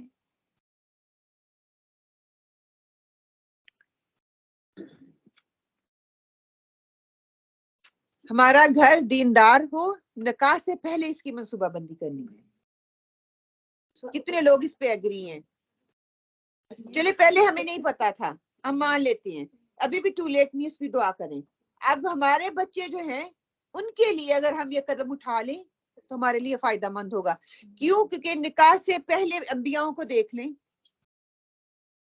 حدیث کا مفہوم کیا ہے کہ سب سے پہلے جو ہے دیکھو اللہ کے رسول صلی اللہ علیہ وسلم نے فرمایا عورت سے نکاح کرتے وقت اس کا مال، اس کا حسب نسب، اس کی خوبصورتی اور اس کی دینداری دیکھی جاتی ہے. تم دینداری کو ترجیح دو، اللہ تمہارا بھلا کرے. ہم کس کو ترجیح دیتے ہیں؟ آپ بولیے اور میں سنوں گی. اب خوبصورتی بھی بعد میں آتی ہے.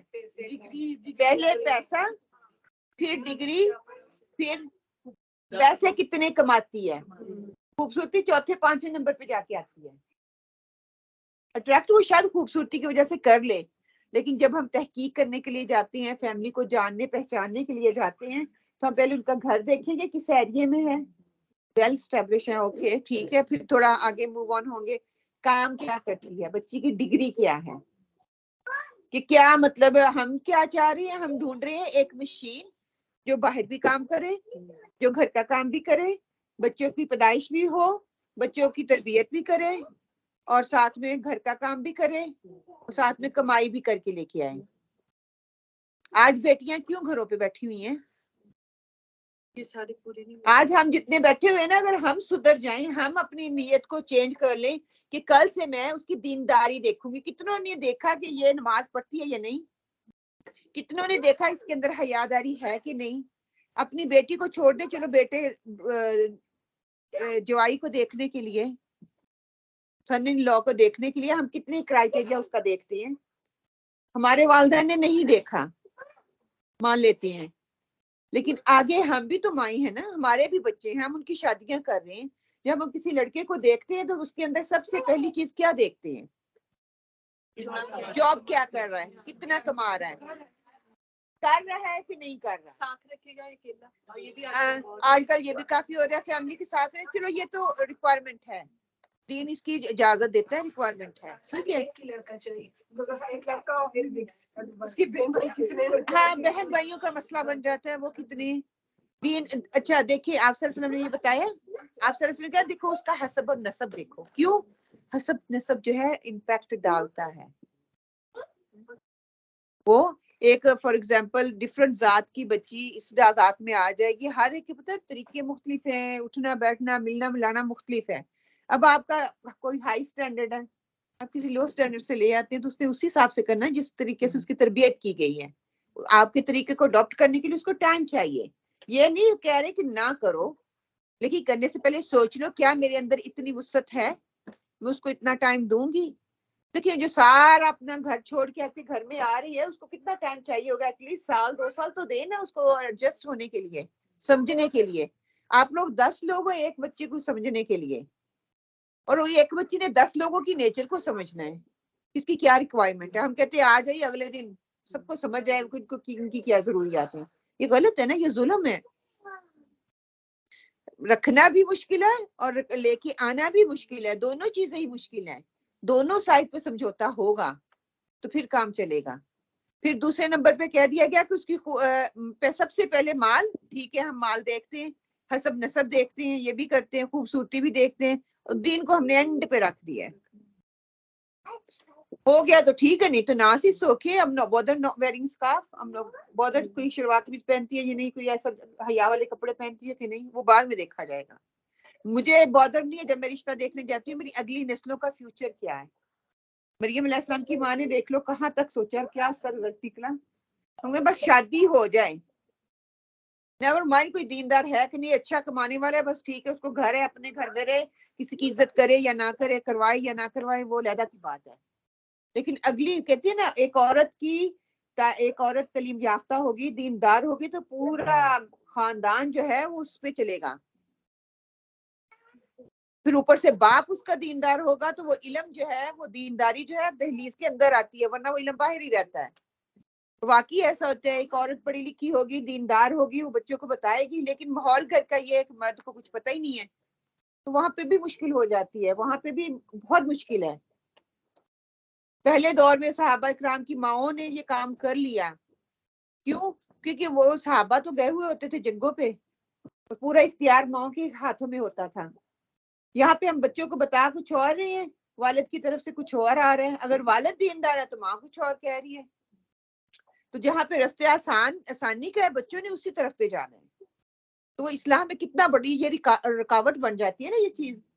اگر میرا تھوڑا سا دینداری کا مائنڈ ہے، تھوڑی سی میری سوچ ہے، تو اس چیز کو میں لیتے ہوئے آگے جس خاندان کے ساتھ جڑنے جا رہی ہوں اس کی بھی سوچ کو تھوڑا سا پرکھ لیں، دیکھ لیں کیا ماحول ہے، پوچھ گچھ کر لیں واقعی وہ دیندار ہیں. کئی لوگ وقتی طور پہ دیندار بن جاتے ہیں، بعد میں اپنا روح دکھاتے ہیں.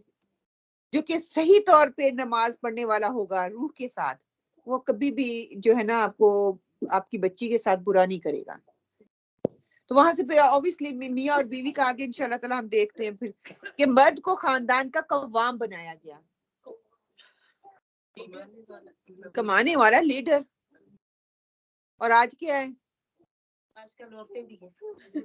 آج کل عورت قوام ہے، مرد گھروں پہ بیٹھے بچے آپ سنبھالو، وہ نیپیاں چینج کر رہے ہیں کہ نہیں. حقیقت عورت گھر سے نکلی، بے حیائی نکلی، اور مردوں نے اس کا استعمال کیا، اس کا استعمال کر کے ہر چیز باہر نکل گئی نا، گھر کی حدود کے اندر نہیں رہی.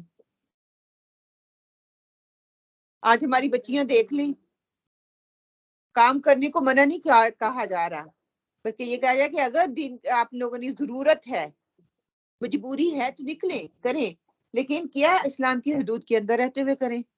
نہ میرا اسکارف ہے، نہ میرا حجاب ہے، نہ میری باڈی کی وہ شیپ ہے جو کہ نظر نہیں آنی چاہیے، پہنے ہوئے ان پہنوں کی طرح، اور مردوں کے اندر بڑی ٹھاٹ سے کھڑی ہو کے میں کام کر رہی ہوں. آج کل کی فریڈم بھی چاہتی ہے نا، جب گھر سے باہر نکلوں گی تو مجھے آزادی ملے گی. غلط کانسیپٹ جو دیا جا رہا ہے نا.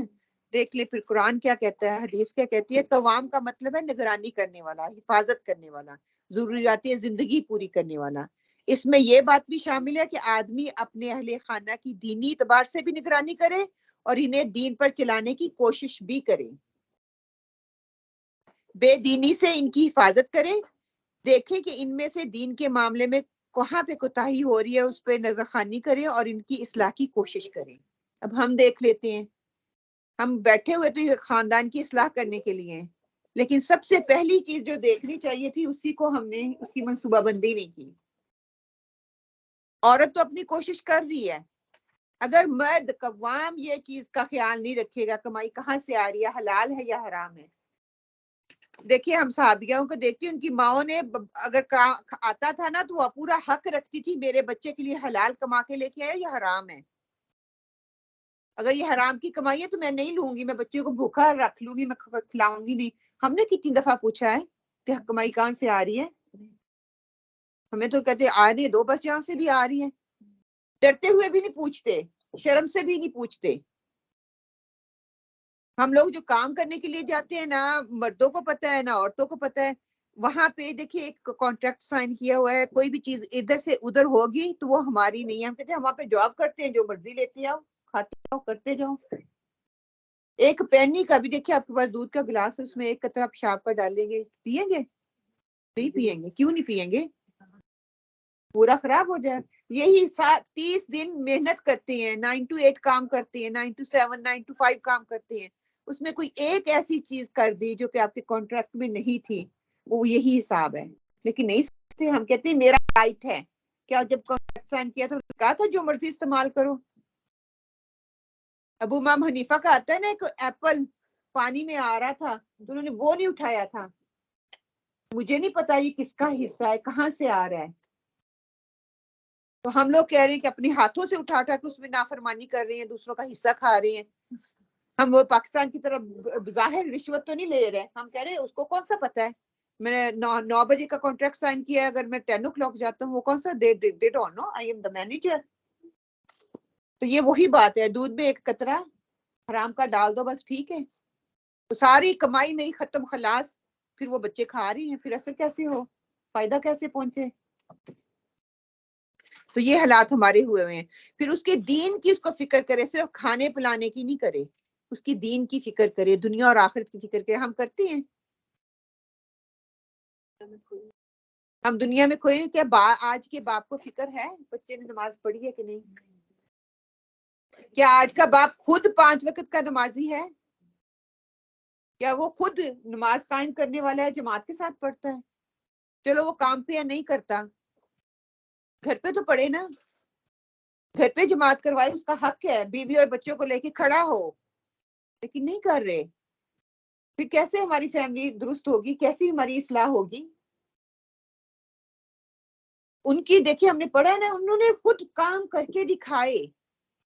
ہم لوگ کہتے ہیں وہ کر لیں، ہمیں کرنے کی ضرورت نہیں ہے. یہاں پہ یہ چیز آ رہی ہے نا، اسی وجہ سے تو ہم مار کھا رہے ہیں.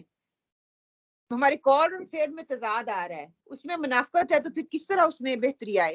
زوجین کو چاہیے کہ وہ دین پر چلنے کے معاملے میں ایک دوسرے کا تعاون کریں. ہم کہہ رہے ہیں اگر میں دیندار ہوں تو مجھے کہنے کی ضرورت نہیں ہے، وہ سنتا ہی نہیں ہے. ابھی آپ لوگوں نے یہی کہا نا کہ وہ سنتے ہی نہیں ہے. پھر اس کے سنتا نہیں ہے تو اس کے لیے پہلے بات میں اپنے آپ کو اس قابل کروں کہ وہ سنے. دیکھیے جویلری لینی ہے، کپڑے لینے ہیں، جوتے لینے ہیں، بڑا وہ سنتے ہیں. آپ کی سنتے ہیں کہ نہیں؟ اسی معاملے میں سنتے ہیں. اور نہیں، وہ میری بھی طلب ہے نا، اس لیے وہ اس معاملے میں سنتے ہیں. میری بھی وہ طلب ہے. ہاں ہمیں طریقے آتے ہیں منانے کے، ہم موڈ کو دیکھتے ہیں کہ موڈ اچھا ہو، یہ ہو وہ ہو. پھر میں بولوں مجھے آپ بیگ بھی دے دو نا، بیگ آ جاتا ہے اگلے دن، مجھے کپڑے بھی لے دو. اگر یہ وہی چیز میں دیکھوں قرآن دین کے حوالے سے میں نماز پڑھ رہی ہوں تو آپ بھی پڑھیں. وہ نہیں مانیں گے. مجھے پتا ہے جن کی عادت نہیں مشکل ہے. تو ایک ہی دفعہ میں نے کہنا تو کہنا میں پڑھتی ہوں تو مجھے میرے ساتھ وہ حکم ہے, آپ کو بھی میری بھی قبول نہیں ہو رہی کہ مجھے حکم دیا گیا ہے کہ میں آپ کو ساتھ لے کے چلوں. گاڑی کے ہر مثال دیتے ہیں, گاڑی کے 2 پہیے ہیں, ایک ٹائر پنچر ہے دوسرا نہیں ہے, تو کیا چل جائیں گے منزل پہ؟ نہیں. بچے بیٹھے ہوئے بیٹھے رہے بیچ میں, گاڑی نہیں چلے گی. آپ کہتے رہے ادھر میری سائڈ پہ آ جاؤ, میں دھکا دے کے لے کے جلدی چلیں گے؟ نہیں چلیں گے. حقیقت میں نظر چیز نہیں نہ آ رہی. تو دونوں پہیوں میں ہوا کا ہونا ضروری ہے.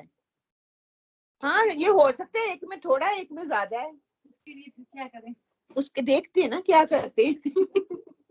اس کے لیے کوشش کرنی ہے, اس کے لیے طریقوں کو اپنانا ہے, اس کے لیے دعائیں کرنی ہے, اس کے لیے تڑپ سے دعائیں کرنی ہے.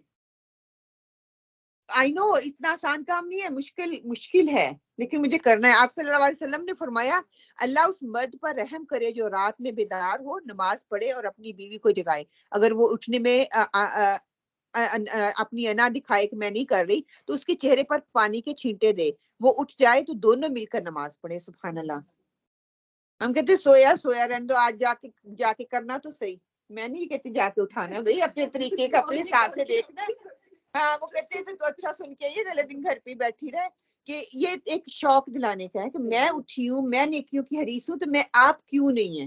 ایٹ لیسٹ اٹھتے وقت کہہ تو دیں, مجھے پتا ہے تو پڑھنی ہے تو پڑھ لے, ٹھیک ہے میں تو پڑھ لوں گی, لیکن کہنا تو میرا فرض ہے نا. میری حجت تمام ہو جائے گی. کرنا نہ کرنا اس کے اختیار میں ہے. اگر میں کہتی نہیں ہوں, وہ سنتے ہی نہیں ہے, وہ سنتے ہی نہیں ہے, سنے یا نہ سنے میرا کام ہے ان کو بے شک بار بار کہیں میرا کام ہے آپ کو بتانا. میرا فرض ادا ہو گیا, آگے آپ کی مرضی, پڑھنا ہے پڑھے, نہیں پڑھنا نہ پڑھے. ہسبینڈ کو بھی دونوں کے لیے. اگر یہی ادر وے اراؤنڈ ہو جائے, بیوی اٹھتی ہے تو وہ اپنی میاں کو اٹھائے, اگر اتنی انڈرسٹینڈنگ ہے. یہ نہ کہ اگلے دن وہی کہ تجھے میں تجھے بتاتا ہوں کیا کرنا ہے. لیکن یہ حدیث کا مفہوم سن لے, اللہ اس عورت پر رحم کرے جو رات میں بیدار ہو, نماز پڑھے, اپنے شوہر کو جگائے, اور وہ اٹھنے میں ویسے ہی کرے کہ میں نہیں اٹھ رہا, اس میں تھوڑا احساس ہو کہ اس کو اٹھنے میں مشکل ہو رہی ہے, تو اس کے چہرے پر پانی کے چھینٹے ڈالے اور اٹھ جائے تو دونوں مل کر نماز پڑھیں. لیکن آج انفارچونیٹلی ہمارا ویسا ماحول نہیں ہے. ایک وہ بھی ہو ٹائم ہو, کاش کہ جب میں سوؤں تو میرا میاں مجھے کہے کہ جب صبح اٹھو تو مجھے جگا دینا, اور جب میں سوؤں تو میں میاں کو کہوں جب اٹھو تو مجھے جگا دینا. ہم کہتے ہیں اپنی اپنی انڈیویجول عبادت. ہم نے اجتماعیت پڑھا نا, انڈیویجول عبادت فائدہ مند نہیں ہے, وہ ادھوری عبادت ہے. جب تک میرے ساتھ والے چلنے والے وہ اس لیول کے نہیں ہیں, تو آپ کتنا دور چل لو گے. واک کرنے کے لیے نکلتے اگر کوئی تیز چل رہا ہے, ایک دن جاؤ گے دوسرے توبہ یہ تو بہت تیز چلتی, میں نہیں چلوں گی. اس کے لیول کا چلنا پڑتا ہے. میرے پاس تھوڑا علم زیادہ آ گیا ہے, تو وہ اس کو جا کے گھر جتائیں نہیں کہ میرے پاس بہت علم ہے. آپ ان کو یہ احساس کروائیں کہ ان کو آپ سے زیادہ پتا ہے. کیا کہ دیکھیں آپ کو اس چیز کا زیادہ پتا ہے, مجھے نہیں پتا. وہ ایک موٹیویشن بندے کے اندر آتی ہے, اچھا مجھے اس سے زیادہ پتا ہے, وہ اس کے لیے کوشش بھی کرتے ہیں. پھر بچوں کو کہہ کے دیکھیں, جو چیز اختیار میں اس کو اختیار کرنے کی کوشش تو کر لیں. بچوں کو یہ نہ کہ تم نماز نہیں پڑھتی, بیٹا دیکھیے کل آپ نے 2 نمازیں پڑھی تھی, کتنا اچھا ہوتا, آج ایک اور پڑھ لیتی. چلو ایک کا اضافہ کر لو, 5 وقت کا ٹارگٹ نہ دو. 4 دن 5 دن وہ 3 پڑھتی ہیں تو پھر کہو ماشاءاللہ ممی بہت ہیپی ہیں, اللہ تعالیٰ اتنے ہیپی ہیں, ماشاءاللہ آپ نے 3 پڑھ لی. دیکھو یہ اب شیطان رکاوٹ کر رہا ہے نا, 4تھی پڑھنے سے روک رہا ہے. چھوٹی کل سے عشاء کی نماز پڑھی, عشاء وہ جلدی سو جاتی نہیں پڑھتی, وہ تو پڑھی میں نے. کل اس نے میرے ساتھ پڑھ لی, اتنا مجھے کہ مما بہت نائس ہے عشاء نماز, میں آج کے بعد آپ کے ساتھ ہی پڑھوں گی, سوؤں گی نہیں, نماز پڑھ کے سو. ہاں ایسے ہوتا ہے. میں اپنا ایکسپیرینس آپ لوگوں کے ساتھ شیئر کر رہی ہوں. آنیسٹلی ایسے ہی ہوتا ہے کہ نماز کی محبت ڈالیں, نماز کی بری نہ ڈالیں. جب بھی نماز کھڑا ہو نا, بچہ نماز پڑھے, تیز بھی پڑھ کے اٹھائے, آپ اس کے فور ہیڈ پہ کس کریں کہ اللہ کو آپ کی یہ نماز بہت پسند آئی ہے. اور یقین کریں اگلے دن پھر آپ میرے ساتھ پڑھیں. تیسرے دن کہ جب کوئی رک کے پڑھتا ہے تو اللہ تعالیٰ تو اس پہ اتنی محبت کرتے ہیں نا کہ جنت میں اللہ تعالیٰ کہتے ہیں جو مانگنا ہے وہ مانگو.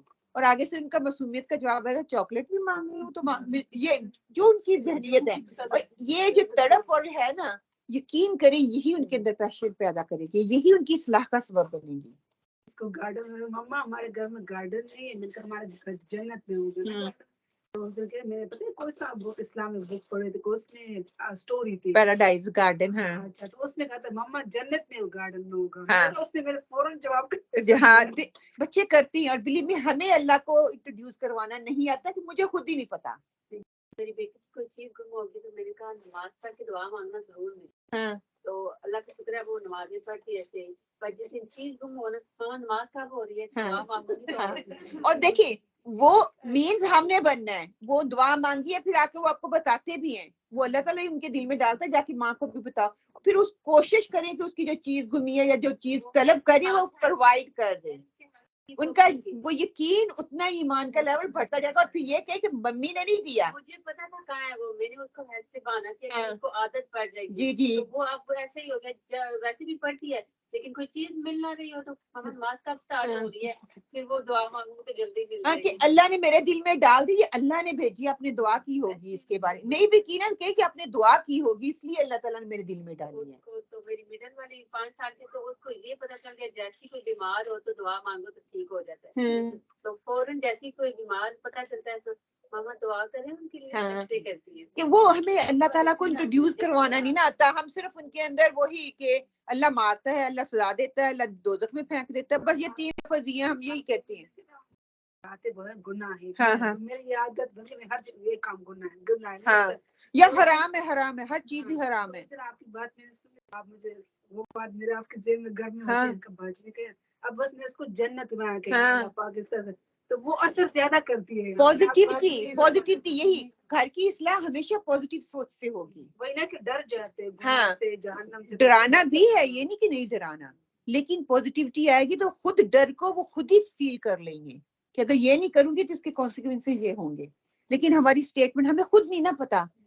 ہمیں خود جاننے کی ضرورت ہے. اور جو جتنا جانتے جائیں. اب چھوٹے چھوٹے بچے ہیں نا یہ یقین کریں جیسا ان کو ڈالتے جائیں گے ویسے ہی یہ ڈر جائیں گے. ٹھیک ہے جو بڑے ہو گئے ان کے لیے ہم دعائی اب کر سکتے ہیں, ان کو بتا سکتے ہیں, سمجھا سکتے ہیں, ہاتھ باندھ کے معافی مانگ لیں کہ سوری ہاں اب ٹو لیٹ ہو گیا. لیکن ہم مل کے کوشش کر لیتے ہیں. یہ کہہ سکتے ہیں اگر اتنی ہمت ہے معافی مانگنے کی ہونی چاہیے. اگر ہم ان کی اصلاح کے حریص ہیں تو ہمارے اندر یہ ہمت ہونی چاہیے. ہمارے اندر وہ تڑپ ہونی چاہیے کہ ہاں ہم آپ سب کو ساتھ لے کے جانا چاہتے ہیں. آپ کو اچھا لگے گا آپ جنت میں ہو ممی وہاں پہ نہ ہو. یہ مطلب کہ وہ آپ سے پیار کرتے نا تو آپ یہ نہ کہیں کہ ممی جنت میں ہو اور آپ وہاں پہ نہ ہو. کہ آپ کو یہ اچھا لگے گا کہ آپ جنت میں ہو اور ممی اور ڈیڈی وہاں پہ نہ ہو.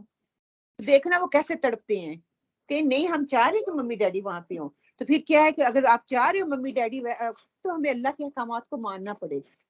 کہ گھر کی اصلاح جب ہو جائے گی انشاءاللہ تعالیٰ ہمارے اندروں کی اصلاح ہو جائے گی, ہماری سوچ کی اصلاح ہو جائے گی تو گھر میں تبدیلی ضرور آئے گی انشاءاللہ. اور اس کے لیے دعاؤں کا اختیار جو ہے اللہ تعالیٰ نے ہمیں دے دیا, اس کو ہم نے نہیں چھوڑنا.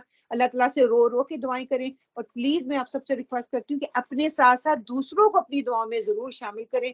دوسروں کے بچوں کے لیے بھی حریص ہوں کہ اللہ سبحانہ تعالیٰ ان کے بچوں کو صحیح دے, ہمارے بچوں کو بھی ہدایت ملے. کہ فرشتے جو ہے اس پہ آمین کہتے ہیں.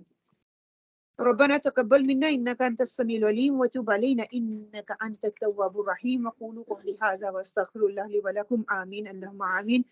بسم الله الرحمن الرحيم الحمد لله رب العالمين الرحمن الرحيم مالك يوم الدين اياك نعبد واياك نستعين اهدنا الصراط المستقيم صراط الذين انعمت عليهم غير المغضوب عليهم ولا الضالين امين. بسم الله الرحمن الرحيم اللهم صل على محمد وعلى آل محمد كما صليت على إبراهيم وعلى آل إبراهيم إنك حميد مجيد. اللهم بارك على محمد وعلى آل محمد كما باركت على إبراهيم وعلى آل إبراهيم إنك حميد مجيد.